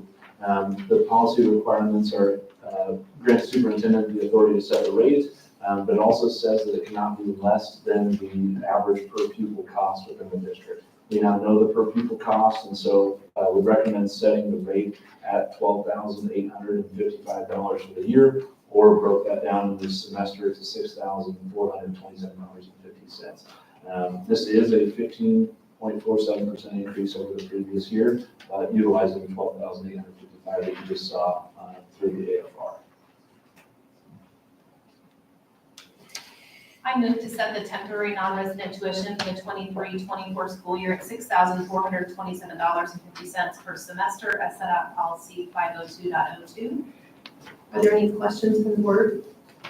Discussion? Yeah, I have a question. So would this affect the students that are grandfathered in? They would, if they move out of the district and are grandfathered, do they now have to pay the? No, those would be option students, so they would be paying a fee. This would be more for if we were going to accept a student from outside the district. So most commonly when this happens is, let's say that family comes in and like, you know, we're gonna move into our house in September, here's all the paperwork. We know that we're gonna go into that home in September, but we don't live there yet. We do hear that story a lot. They don't necessarily always move into the district as well, because we do have so many people that want to come into Bennington. And so what we generally do is receive their temporary non-resident tuition for that semester, prove that they moved in, and then we reimburse them back on that as well. So this would be anybody that we're willing to accept that would not be an option student who just wants to in the district. I'll second that, by the way. Oh, yeah. Thank you. Any other discussion? All right, Jody, call the roll. Jeremy? Yes. Tim? Yes. Christie? Yes. Kara? Yes. Steve? Yes. Allison? Yes. Motion passes. Next item is for us to consider a resolution of authorizing the early redemption of the district's outstanding receive-off bonds, Series 2011A, and related matters. All right. So in March 2011, the board approved issuing $4,200,000 of bonds. This is for air quality within the auditorium of the current high school, and it was a 15-year bond. So as D.A. Davidson got on and we were analyzing our situation, we figured out that we would have the funds available to pay these bonds off early, 2 years early, thus saving the district about $76,000 in interest. Really interesting how these bonds are currently operating though, is what must have been with the ARA money maybe back in March of 2011. Of our interest payments, we're getting government subsidies on parts of the interest. And so while this is going to save the district $76,000, it's also going to be forfeiting about $330,000 of government subsidies that would have been helping pay the interest of the bonds as well. But that kind of is what it is. Being able to pay them off a couple of years early, it's going to save us some money. It would take our current bond debt, so you guys are going to see that in the presentation here in a minute, but we're currently at $173,145,000 in bond debt.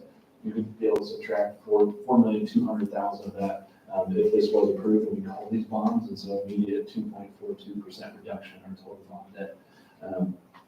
But our current QC buck balance is $4,355,000, and we still have $4.2 million in bonds plus $120 million in interest. And so we would have about $30,000 left over in the QC buck fund at the conclusion of paying off these bonds.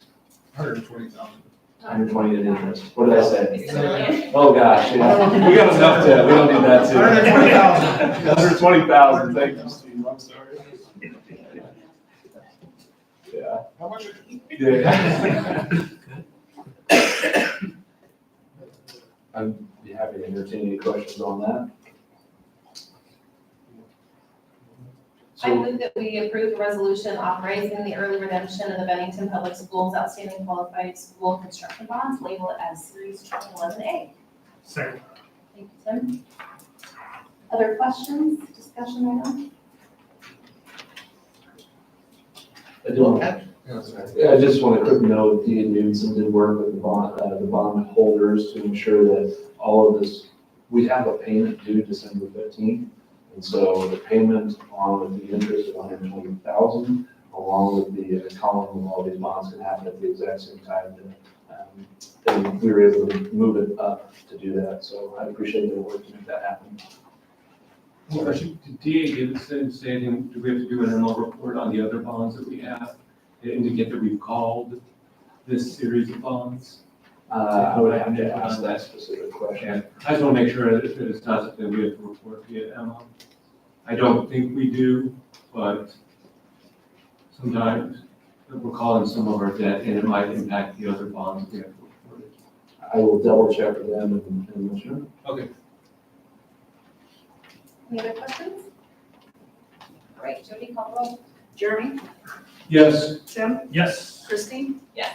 Kara? Yes. Steve? Yes. Allison? Yes. Motion passes. All right, next item before the board is a review of the high school number 2 proposed design and information. I think Dr. Claus and Dr. Lindenkamp are going to give us a review of what the administration is working on. You have a clicker? I do. You have a laser pointer? And I got a laser pointer. Okay, all right. It's a really good form. We're ready to go here. Want to begin by thanking the board for their input as we tried to help develop this plan over the previous weeks. As we discussed before, we've got in front of several focus groups, and so you guys are going to see the latest iteration based on the input that we've received from the community in those focus groups.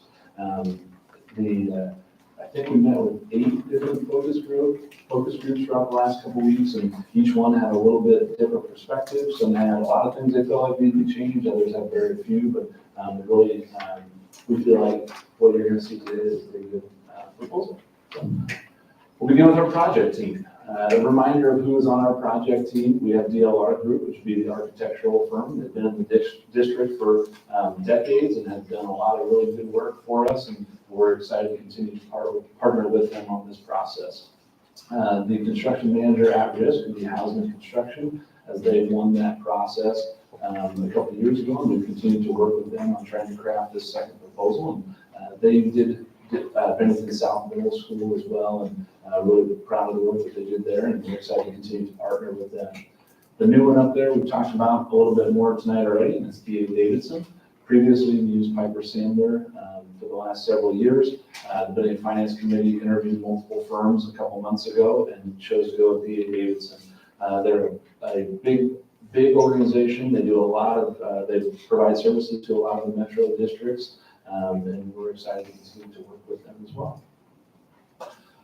All right, so the end of the information, I think it's always weird when you get to like slide 30 and everybody just wants to see the last slide, so we're going to give it to you on the front end as well. So this will be your summary slide, but the total bond issue proposal is $119 million. The total project costs are just over $128.5 million, with 119 being funded from the bond issue and just over 9.5 from district funds. The timeline for the high school opening would be in the 27-28 school year. And then our estimated levy impact is 4.9 cents. That's an increase of 6.7 cents in the bond fund, and then a decrease of 1.8 cents in the QC PUF fund, with a net of 4.9 cents. And we'll dig into each of these a little bit deeper as the presentation goes on. All right, so project goals. Anytime you're going to put together a proposal that's as big as this one, I think it's really important to have some goals to kind of guide those decisions and help with the process. And so the first one is fairness between buildings. We know that if your kids are going to any of our 5 elementaries, that they're going to receive the same education and have the same opportunities within the facilities that they're going to. If you go to either of our 2 middle schools, we know that you're going to have the same opportunities and the same facilities to house those students. So it was important to us as we started talking about high school number 2, when students get into high school, they also have the same opportunities within there. So several times you're here, why are you doing this? That Bennington High School has that. We want to make sure kids have the same opportunities to them. So that was our number 1 goal. Second one was levy impact. We realize that we are a high tax school district. We have a high levy. A lot of that is through our bond fund as well. And so as we were crafting the plan, we were wanting to make sure that our levy impact was as low as possible. But that also bleeds into the third goal, which is this is a 50 to 100 year building. This is a 50 to 100 year decision. And so wanting to make sure that we are fiscally responsible with our levy and the total impact to it, but we also want to make sure that we have a product on the back end that we're happy with for the next 5 to 10 decades. And so we need to try to meet all of those goals moving forward. Begin with why this project is needed. This is not a surprise to the board, but the district is growing. And so from 2014 to 2015, we had 1,900 students. To today, where we have 4,160 students. So over double within the last 10 years. This is through a variety of mechanisms, trying to figure out what growth looks like within the district. We've done cohort survival rates you guys have seen, had demographers come out and analyze the district and see where it's going long term. We're still estimating 5,000 students by 27-28 as a district. Full district build out, according to the demographers, is 12 to 14,000 students. And so this is a decision in 23-24 that would impact a potential building opening in 27-28, but it's also going to be something we have to think about for 2047 and 2057 as the district continues to grow according to all the calculations. Really the focus though is the high school and what that is going to look like, because that's the only thing within the proposal. And so I like to call this sort of like the children's story. You get to choose your own story here. We're in a little bit of a different time with our economy. Obviously, we have higher interest rates, we've got some inflation, and I think there's varying thoughts about what our economy is going to look like. How many rooftops are going to be added within the Bennington district in the next 1 year, 2 years, 3 years, 10 years? I bet if we all had put a guess to it, we'd all come up with a little bit different number and how we thought that was going to look like. And so we put together 3 columns, and you can kind of choose your own story. The left column is no growth. That is the enrollment of the high school, assuming not one single student moves into our district moving forward. And so these are students that we are educating today that are going to continue advancing, not one addition, not one subtraction, just what we have. And so we have highlighted 27-28 under those circumstances. That would be our 6th through 9th grade. The current building would be a 117% capacity or 200 students over capacity. The middle column is a little more conservative growth model. And so this would be taking our last 3 years, our growth estimates, or our growth percentages have been slightly down compared to our historical averages for all the reasons that we probably talked about before. So we took the cohort survival when a student went from kindergarten to 1st grade. How many students remained within that class? 1st grade to 2nd grade, how many kids remained within that class? That could go up, that could go down. So this is not factoring in the number of kindergartners coming in compared to the number of seniors that are leaving, which has been a lot of our growth. It's just internal. We took those, we averaged them out over the last 3 years, and it became a conservative growth model for us. Under that, it shows a 242 students over capacity.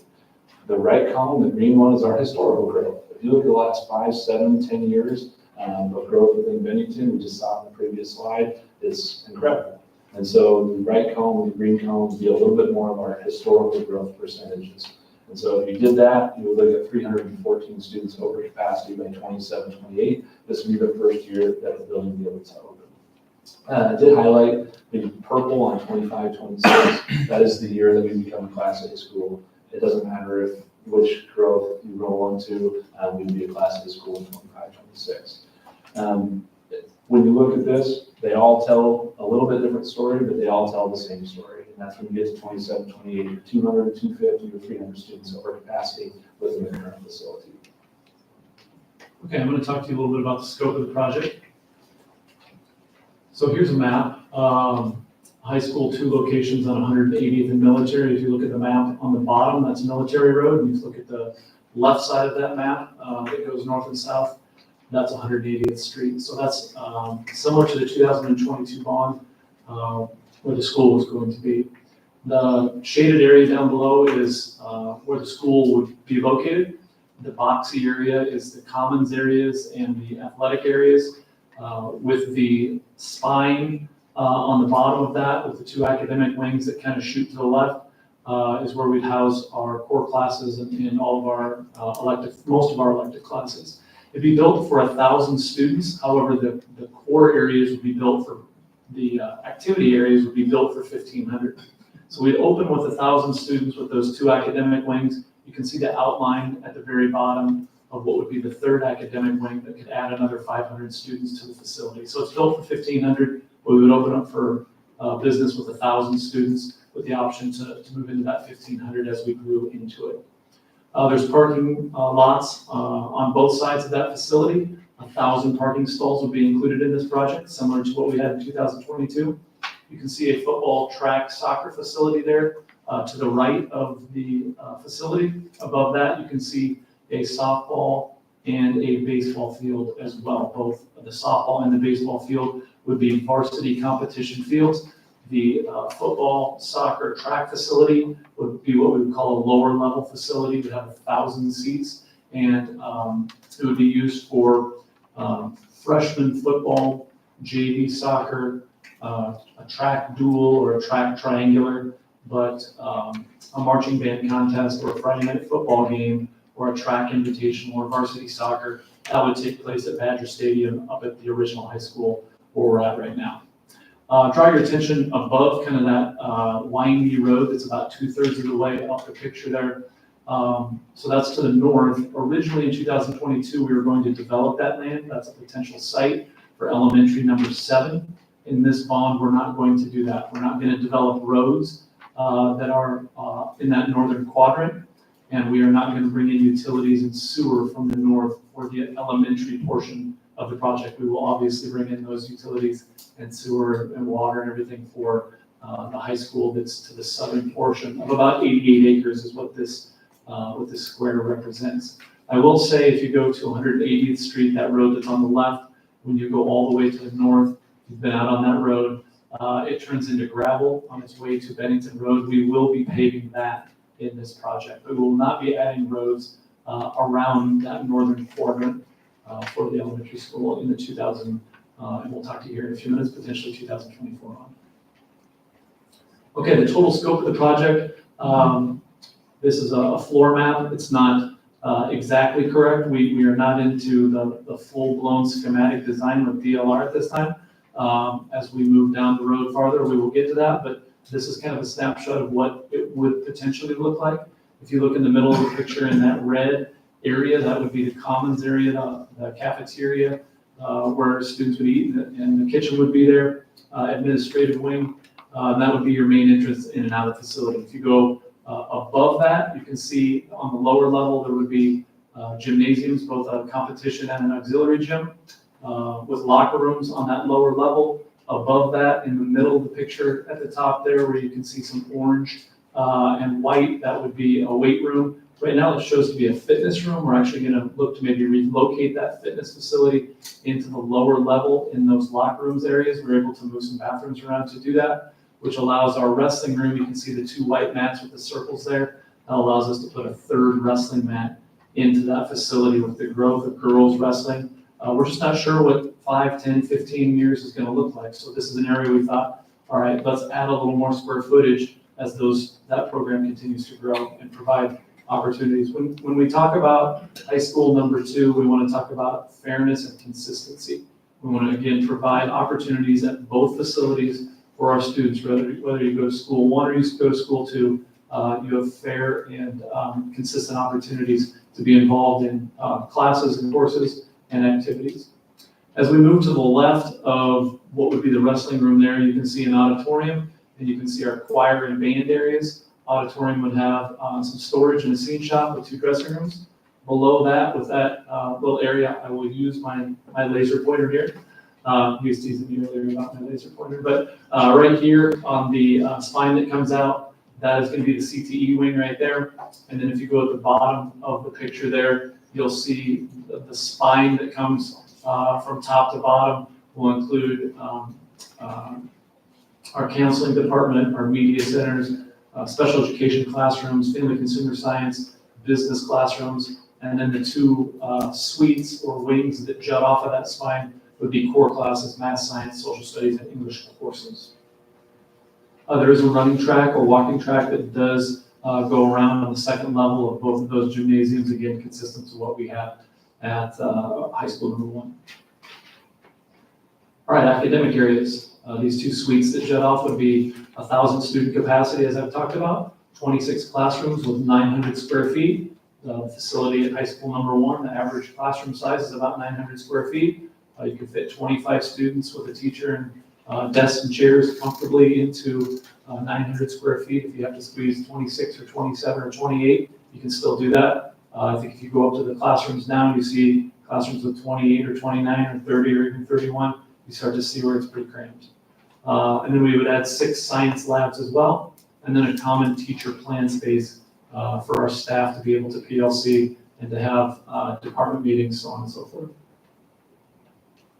Just a little different picture of what I just showed you. Again, 4 instructional classes with family consumer science, visual arts, business in those spines. This is a 2-level academic area. We had talked about what would a 3-level or 3-story facility look like, but realized very quickly that it doesn't save maybe the square footage of the money that we had hoped for it to do. So we moved back to the 2-story facility. And we'll talk here in a few minutes about some things that we cut out of there to try to be able to save on some square footage and some cost.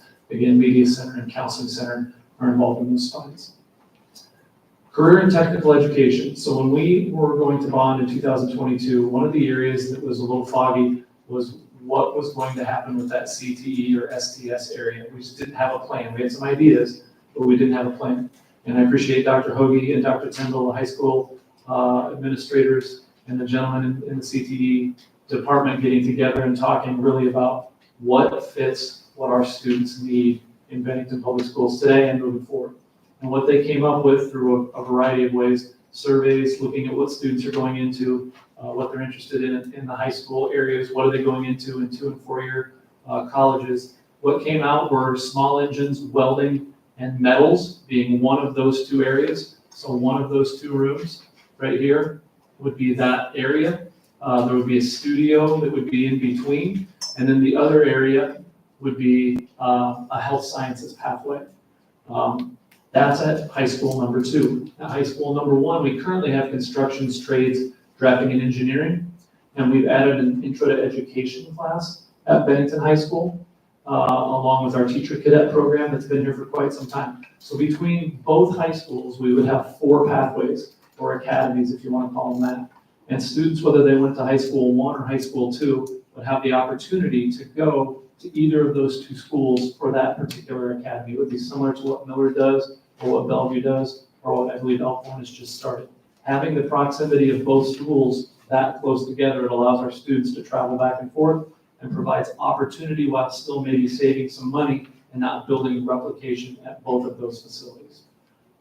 It gives us also offerings to work with maybe some partnerships and seek some public and private partnerships in the Bennington area as well.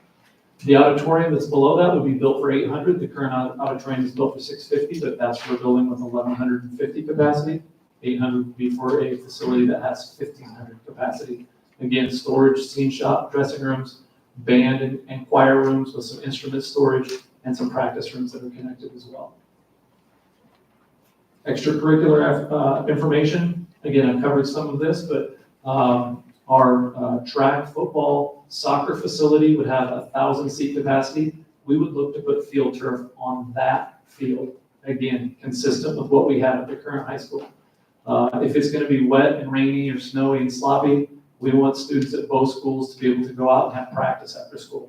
We want both bands to be able to be on a drier turf field in the morning.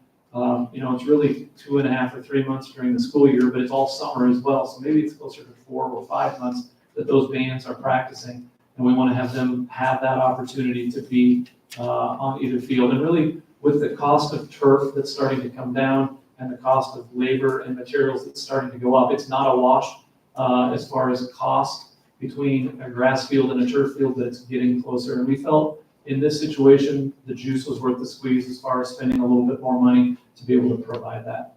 The softball and the baseball fields would be a capacity of 500. They would be grass fields. And then we would look at tennis courts somewhere on either both properties, 3 on one property and 3 on the other, whether it's high school 1 or 2. It may be 6 at high school 1. We have room for that right now. And maybe looking with some local partnerships to put some tennis courts with the city, someplace in the city. But we're looking at tennis courts in the project. We just don't necessarily have a location determined at this point in time.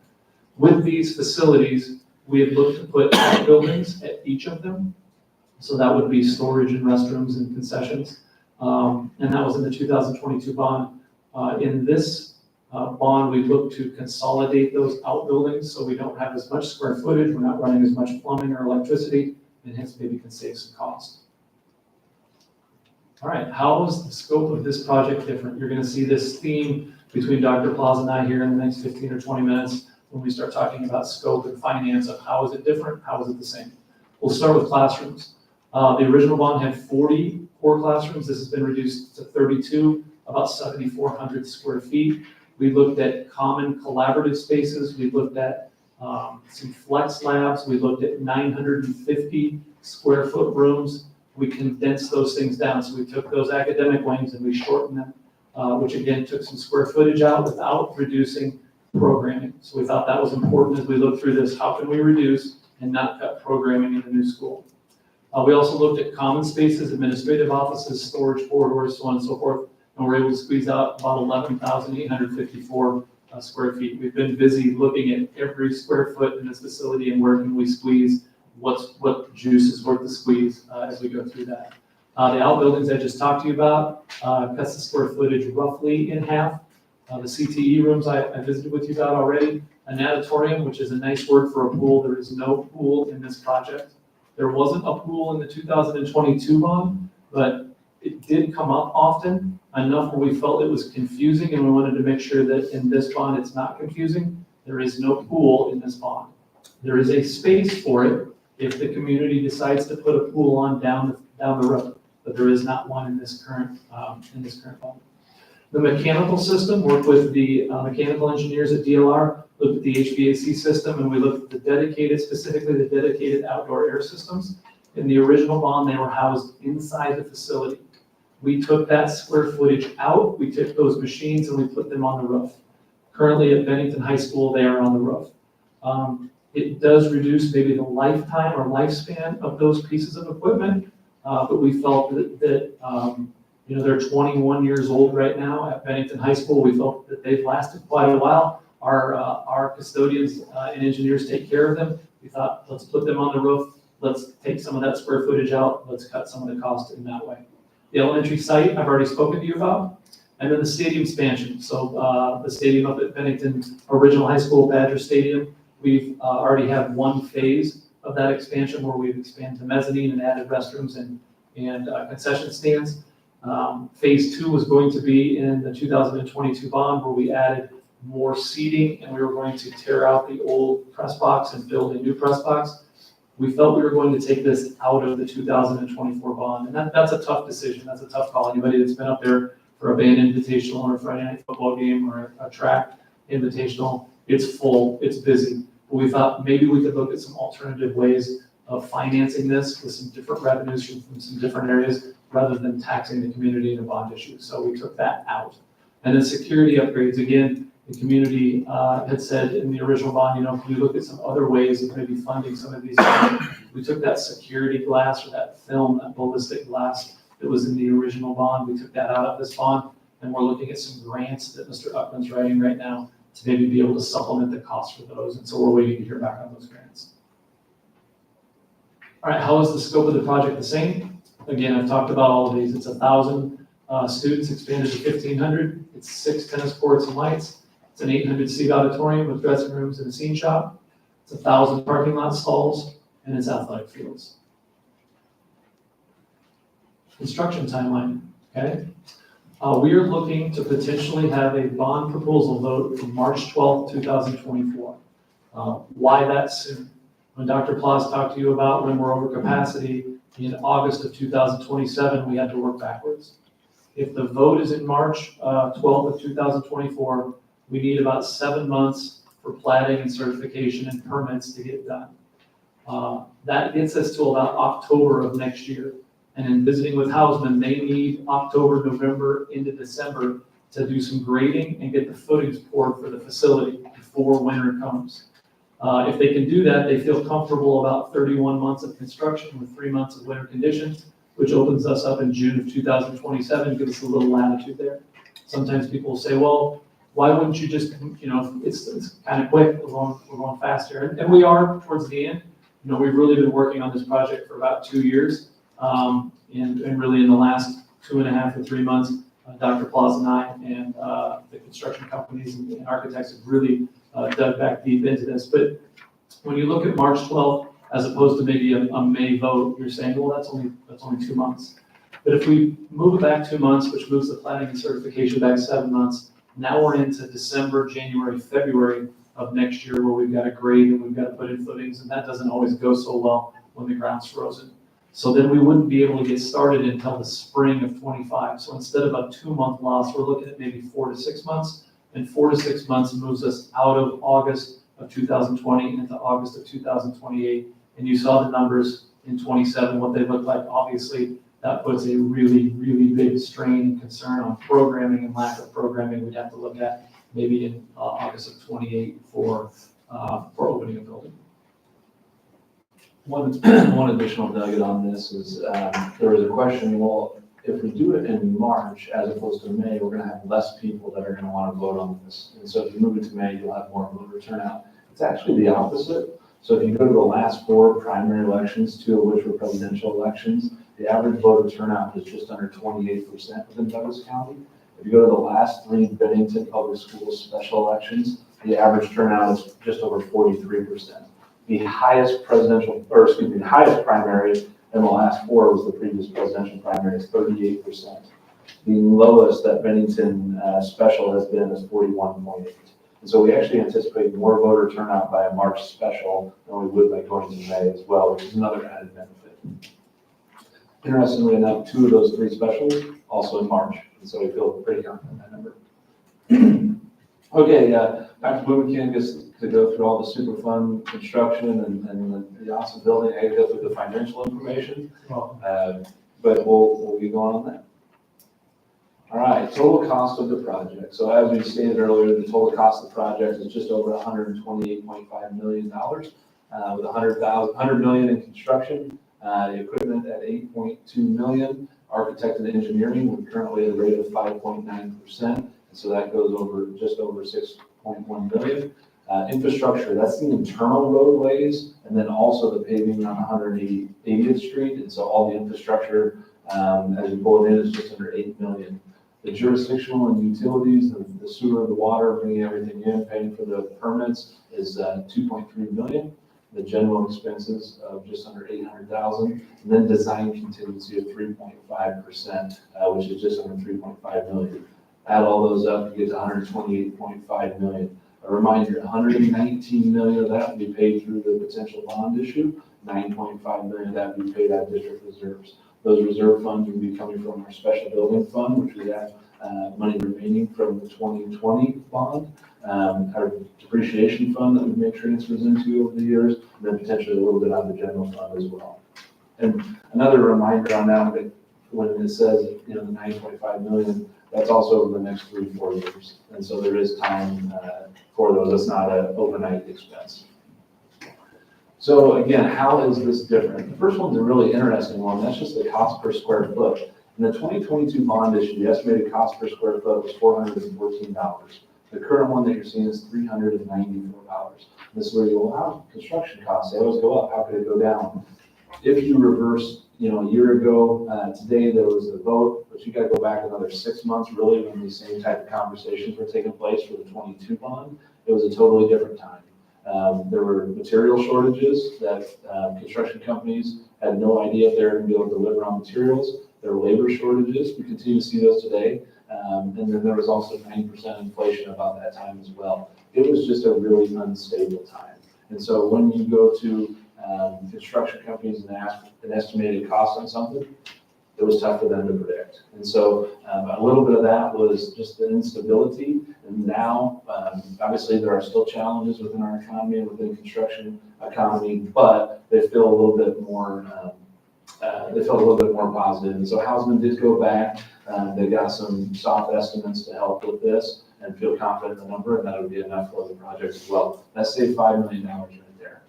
The total square footage, reducing the classrooms, the outbuildings, mechanical space, all the things Dr. Blumenkamp talked about, saved $12 million. That's about 30,000 square feet that was cut without impacting programming. The technology and the furniture went down about $1 million as the scope of the building shortened, as there's less equipment, less technology that was needed, less wire runs, the whole 9 yards. And so that saved about $1 million. The architect and engineering fee, as the cost of the project reduces, as does the fee that you pay the architect and engineer. Public infrastructure, we spent a lot of time, architects, DLR spent a lot of time looking at the internal roadways. How can we design the facility to reduce the number of internal roadways and shorten those down, obviously saving on concrete and everything else. Through that, we were able to save $1 million. The jurisdictional and utilities, bringing in sewer and water, that actually went down, or is going to go up about $200,000 as the fees have increased over the last year. General expenses went down $100,000. The reduced contingency. So the previous design contingency was at 5%. The current proposed one is 3.5%. It goes back to the stability. There was a lot of concern 18 months ago of what that would look like, and so there was a higher contingency fee put into this one, into that project. It'll be lower on this one. We feel good that we'll be able to execute on the project with 3.5% contingency. Add all that up, you save just over $22 million, and it's a reduction in 15% of the total cost. So the actual bond issuance, it would be a voter-approved, tax-exempt general obligation bond lasting 22 years. As we discussed earlier, the total amount of bond sales would be estimated at $119 million, or maximum $119 million, with an estimated true interest cost of 4.424%. That would increase the bond levy only 6.7 cents. The bond levy would go up 6.7 cents. The reason I said the bond levy is because we're looking at a net levy here. The total estimated levy impact is 4.9 cents. So I want to talk about how we got to that number. Our general fund, that's how we operate the district. That's paying salaries, that's keeping the lights on, it's repairing the HVAC systems, all the things to operate the school district is in the general fund. And then the special building fund would be a fund available for capital projects. We are limited by the state of Nebraska to $1.05 within that fund, and so they're often grouped together for taxing purposes. Our 22 levy of the general fund and special building fund was just under $1.05. The 23-24 levy, the board reduced that down to $1. As we would move forward, we'd hope to keep that levy at $1 as well. So there'd be no difference in the levy in the general fund and special building fund. The bond fund, if this were to be approved, would go from 34 cents, where it is currently, up to 40.7 cents. That's that 6.7 cent increase in the bond fund. Not 40.7, like 407. The bond fund, 40.7 cents. Okay, I think it's 40.7, right? 0.407. 40.7 cents. Okay, I'm sorry. Yes, I'm sorry. I'm thinking dollars you said. I'm sorry. Yeah. So we're at 34 cents, Yeah, and we go to 40.7 cents, so that'd go up 6.7 cents. Maybe it's funny with the 3 digits on there, we're talking money too. The qualified capital purpose fund that we guys just voted on, that would be the $4.2 million in bonds that we've now paid those off. That's 1.8 cents currently. That would be reduced down to 0, and so that would subtract out 1.8 cents. All in, as of right now, our district's 23-24 is $1.35.8. If this was approved, adding the 6.7, subtracting the 1.8, we'd go to $1.40.7, which is just under a 5-cent increase in the total levy. And that all means a lot, but most importantly, how does it impact me? And this is generally when people look and they figure out, okay, if I own a home, how much is this going to affect my taxes for that year? And so on a $300,000 valuation home, that'd be $147 annually, or just over $12 a month.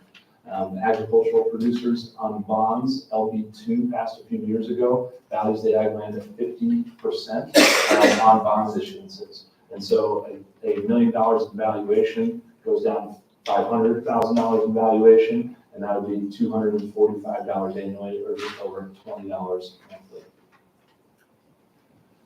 How's this bond issue different? You're seeing the theme, I'm guessing.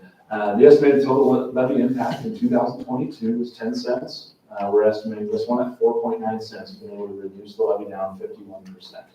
$400,000 home, and yes, that's different than the other three. Just to give another example, would have cost just over $33 per month in the previous one. The current one's just over $16 per month. Within the value assumptions, and so for us to say that the bond levy is going to go up 6.7 cents, D.A. Davidson has to plug in what the estimated value increases per year for the district would be. And so the previous one estimated 11% valuation increase for the first 5 years, 8% for the next 5 years, and then 5% for the remainder of the bond. The current one that you're looking at actually is a more conservative estimate. And so we're estimating 9% for the first 5 years of valuation increases, 7% for the next 5 years, and 5% remaining. You're wondering, well, what does that even mean? On the right, you can see our 5-year average valuation increase has been over 14% within Bennington Public Schools. The last 10 years was over 12%, and the 15-year average was 10%. And so if you look at each of those numbers, saying that we're going to be over at 9% the next 5 years, we feel like that is doable, a conservative amount, and also doable for the district to get to those assumptions. The previous length of the bond was 25 years. The current one is 22 years, which saves on some interest. On the flip side, if you rewind over the year, interest was estimated around 3.5% on the previous bond issue. This one's 4.42%. As we all know, interest has increased over the last year or so. As we mentioned earlier, the bond underwriting firm has changed from Piper Sandler to D.A. Davidson. With that, the fee has also decreased from 7.5% to an average, because there's a little bit of a variable rate with D.A. Davidson, to an average of 6.75% per $1,000. The last point is another interesting one. There's been several bond approvals, obviously, over the last 20 years in Bennington Public Schools to erect the 8 buildings that we have. With those, knowing that we are a higher levy school district, the decisions were made to stack interest payments and have lower payments on the front end of those bonds to ensure that the levy didn't get out of hand for the current tax base, knowing over the years the tax base was going to grow and then the district would be able to handle the larger payments on the back end. And so that strategy has been in place to ensure that the district can meet all its bond obligations for the several bonds that we've had within Bennington Public Schools. The previous bond issue in 22, it was 10 to 12 years between the 3 issuances estimated of interest before the principal kicked in. The current one is 3 to 5 years before principal payments are being made. We wish it was 1. We wish it was the very first year, but Bennington's just not in a position to be able to make those principal payments in year 1. We did work with D.A. Davidson to try to obviously reduce the number of years before those principal payments are kicking in. But when we got down to 3 to 5, we're just not able to make it in year 1, just ensuring that we can continue to meet our obligations. So talk a little bit more about our bond debt. Bennington has a lot of bond debt.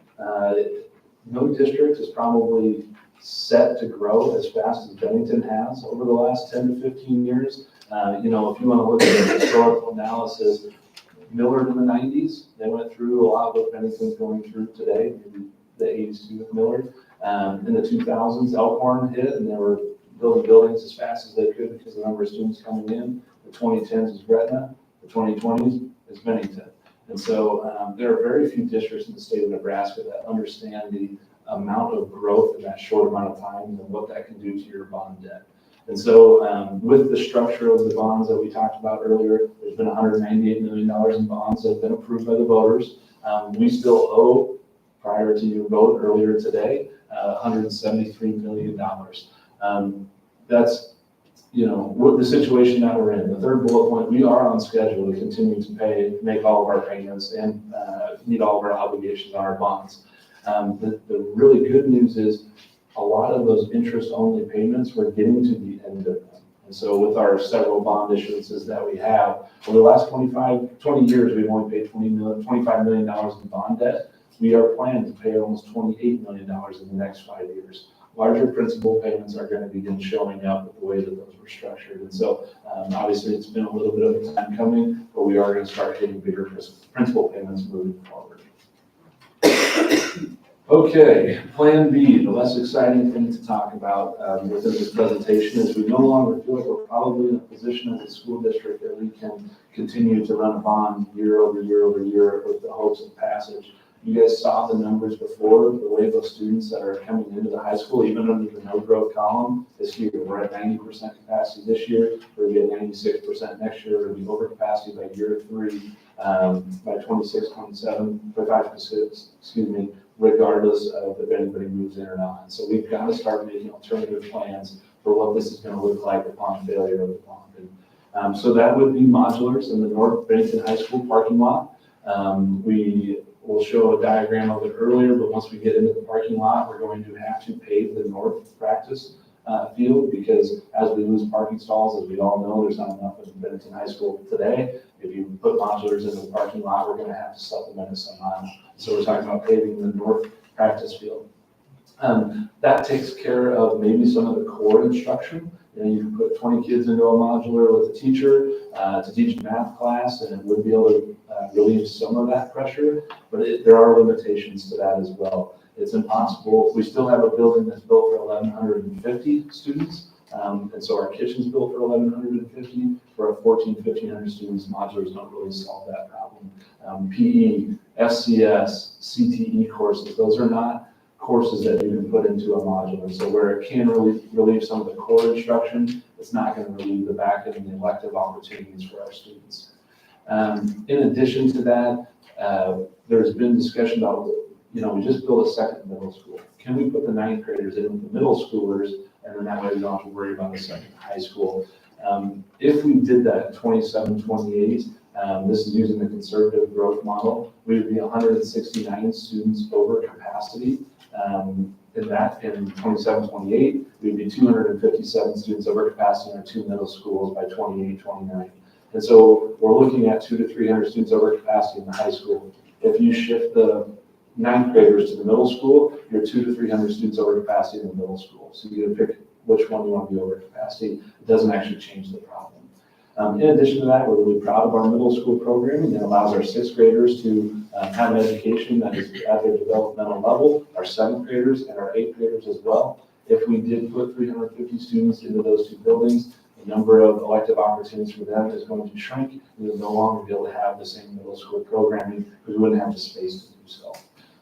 In addition, we might have to adjust the middle school boundaries, which is never exciting for anybody, I don't think. And so we're talking lost opportunities. There are other little things as well, like the bell schedule. You know, if you wanted that 9th grader to be in an elective opportunity in the high school, you'd have to have the exact same bell schedule. We don't currently have that between the middle school and high school. And so it's going to reduce our opportunities for our freshmen as well. There are more potential issues to the modulars as well. Overcrowding classrooms, and we kind of talked about that. The cutting of the elective opportunities. We have graduation requirements for each student. And so as the building continues to crowd and gets overcrowded, we would have to move some core instruction within the elective course areas, which will then pinch our elective courses and less opportunities for kids. You're never going to hear me ever advocate for less opportunities for kids, but it's a function of what will happen. Safety and security of students, teachers, and the modulars. And we debated to put this up there because we didn't want it to look poorly on the district, but it is just a fact of what this would look like. If we had modulars in the parking lot, we would do the absolute best we can. We would have cameras, we would lock the doors, we would make sure that it was as safe of an environment as we can. But there are factors that would be outside of our control. Every 45 minutes, we're gonna have kids coming out of the modulars outside to go into the building for whatever class that they have. That means 4 minutes of that door being unlocked, and kids passing in and out of there. In addition to just being outside, passing into the building, there's only so much that we can do. Another concern with using modulars and where we're maybe headed as a district is as the larger number of students begin to overrun the current high school, our participation rates reduce. And so in 2017, our NSA activities, NSA sports, cheer and dance, we had about 82% participation rate. Last year, it was about 68% participation rate. We're trying to project out, and so this isn't perfect, but I'm going to give you a scenario. This scenario fits for one act, it fits for potentially band, it fits for all of our sports as well. I'm just going to use basketball as an example. We have 4 teams with our 2 gyms. That's all we probably accommodate for games and practices. About 40 kids make the basketball team each year. You rewind back to 2017, we maybe had 40 kids try out. Probably everybody was on a team, freshman, reserve, JV, varsity. This year, there's going to be more, as Dr. Landry talked about before. We still only have 40 people that are going to make the basketball team this year. And so you're talking 20, 30 kids that are going to be cut because of just the facility. If you fast forward to 2027, it's going to be 80, 60, 70, 80 kids that are maybe being cut from basketball because there's still just the 2 gyms and 40 kids are going to make the team. So if we continued on the path with one Class A school with the size of the facility that we have, this is an estimate, there's nothing perfect about this, but we're estimating about a 57% participation rate in 27. If it was a split between the 2, you're 40 kids that just made the basketball team, just became 80, because you got 40 of each facility. Based on previous data and what that looks like when Bennington High School enrollment and what it would look like with 2 similar sized districts, we think our participation rate would go up to about 78% district-wide. Just the number of kids that are able to participate within those. And so reduced opportunities is a concern as well. Modulars are not going to solve. And the last one is a really important one, teacher recruitment and retention. The arms race for teachers is real, and we know this. The number of teachers that are coming out of the state teacher colleges in 2019 was at 48% of what it was in 2009. And so if you think about the number of potential teachers coming out of teachers colleges is half of what it was 10 years ago. The number of school districts and buildings within the metro obviously is continuing to grow as well. If you put 1,500 students into a capacity of 1,150, you're gonna have larger class sizes, you're gonna have overcrowding, teaching in modular. None of those bode well for us keeping our staff, or they could potentially go to a different district that has lower student to teacher ratios. In addition, it's going to be hard for us to recruit teachers into the district, and this is your classroom out this modular. And so that's something that we felt like was worth mentioning as well. Modulars are not going to solve that problem. So here's where they would be located. I think we found a plan where the first 5 modulars could not impact the parking lot, and so we feel good about that. They would be just north of the building, not in the bus lane for the parking lot. We'd be able to keep them outside there. The next 5 would spill into the parking lot like we talked about before. Once those took place, we would begin looking at paving the north practice field to accommodate parking that we missed or we lost with those modulars. So proposal timeline, we're here. We spent November trying to get some community feedback after hearing from you guys over the last couple months. We've taken the feedback that we've received from our different focus groups and tried to incorporate it throughout this. It's changed over time, so we appreciate our ability to provide this feedback. And then we look for more additional community feedback here over the next month, potentially through a survey that goes out via postcard to all residents within the Bennington Public Schools district. If that was something that we felt good about that feedback, come back to you guys in December to potentially vote on bond resolution language if that's something that you wanted to move forward on.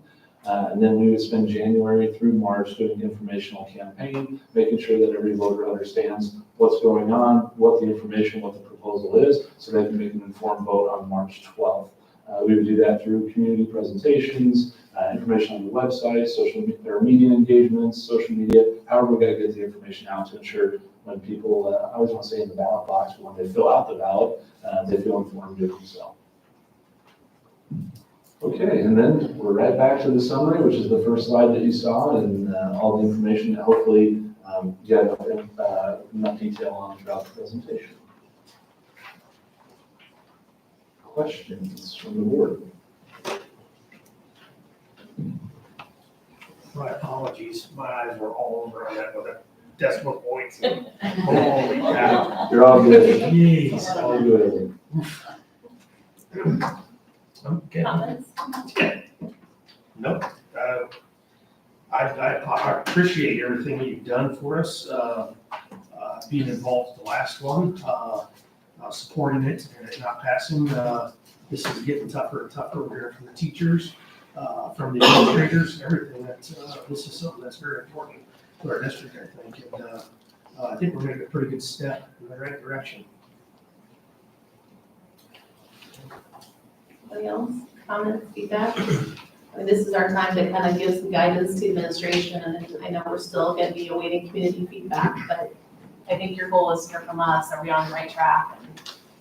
Yeah. Yeah, I think you guys have done a great job, trimming the fat out of what we had before and looking at the building size and square footages, and really taking a hard look, so I appreciate that. And I really appreciate just knowing that the research that you guys have all done in terms of looking at the last bond proposal that did not pass and trying to address the community concerns within this bond proposal. So thank you.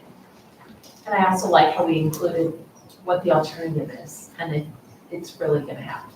If we don't pass this, I think it's gonna be really hard on finding teachers, hard on our students, and so it is important. So I'm glad that we got to see what the alternative is. Appreciate putting that together. And I think, from my perspective, just appreciate the information. So I have tasked you since you started in July with a big ask, which is to take a deep dive and figure out what do we really need for facilities. And I feel like the two of you have done that and asked questions, trying to get community feedback, and we're going to continue to do so. But you've convinced me on the need. I mean, looking at the information you provided, I hope that everybody can get that information. So is this presentation going to be available on the website for folks that don't want to listen and just want to look through it? I mean, everybody has a different capacity for information, right? And that's what I like about this, is those people that want a lot of information, I feel like you've put every detail out there that you can possibly think of that people want. And if there are additional questions, I'm positive you're going to go find that for them. So just, I have some questions as to how are we getting this information out?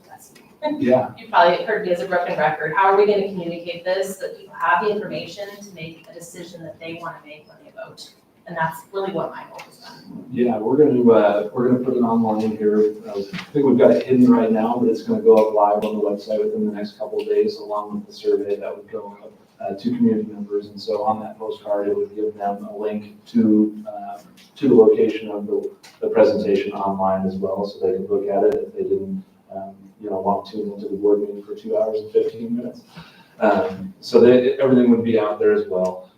It's an interesting time, so we just want to make sure that we're receiving feedback that way. If it is coming to you guys for a resolution vote, feel good about that. And then we're totally going to put the full court press on as far as information in January to March timeframe.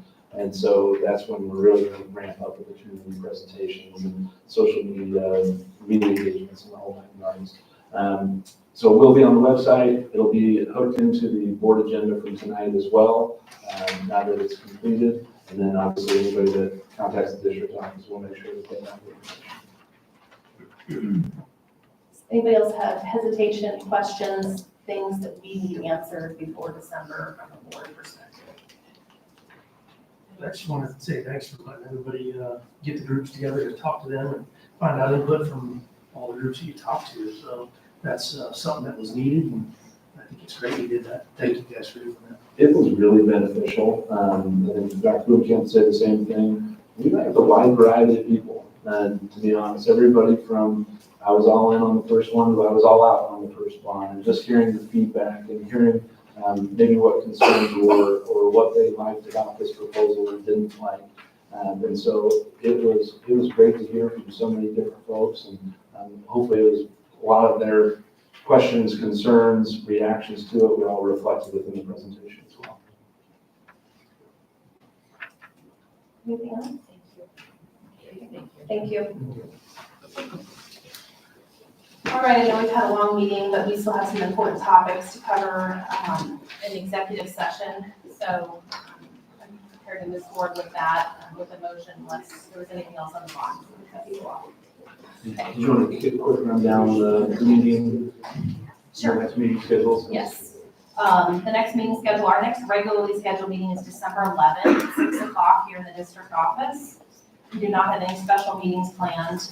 There are several committee meetings throughout the course of the next month. And then an opportunity for those of us that can go to the state conference, which is November 15th, 17th, which is this week. I know, it's been busy. Any other dates or announcements? I don't think so. I want to say good luck to Bennington football team on Monday, defending their state championship. We do not expect any activity or action following our executive session this evening. And the motion is, I move we enter into closed session for the purpose of holding a strategy session regarding our collective bargaining, as an executive session is clearly necessary for the protection of the public interest. Second. Thank you, Tim. Jody, will you call the roll? Sorry, we don't have to roll call tonight. No, it's fine. And, all right, Jeremy? Yes. Tim? Yes. Christie? Yes. Kara? Yes. Steve? Yes. Allison? Yes. Motion passes. 8:16.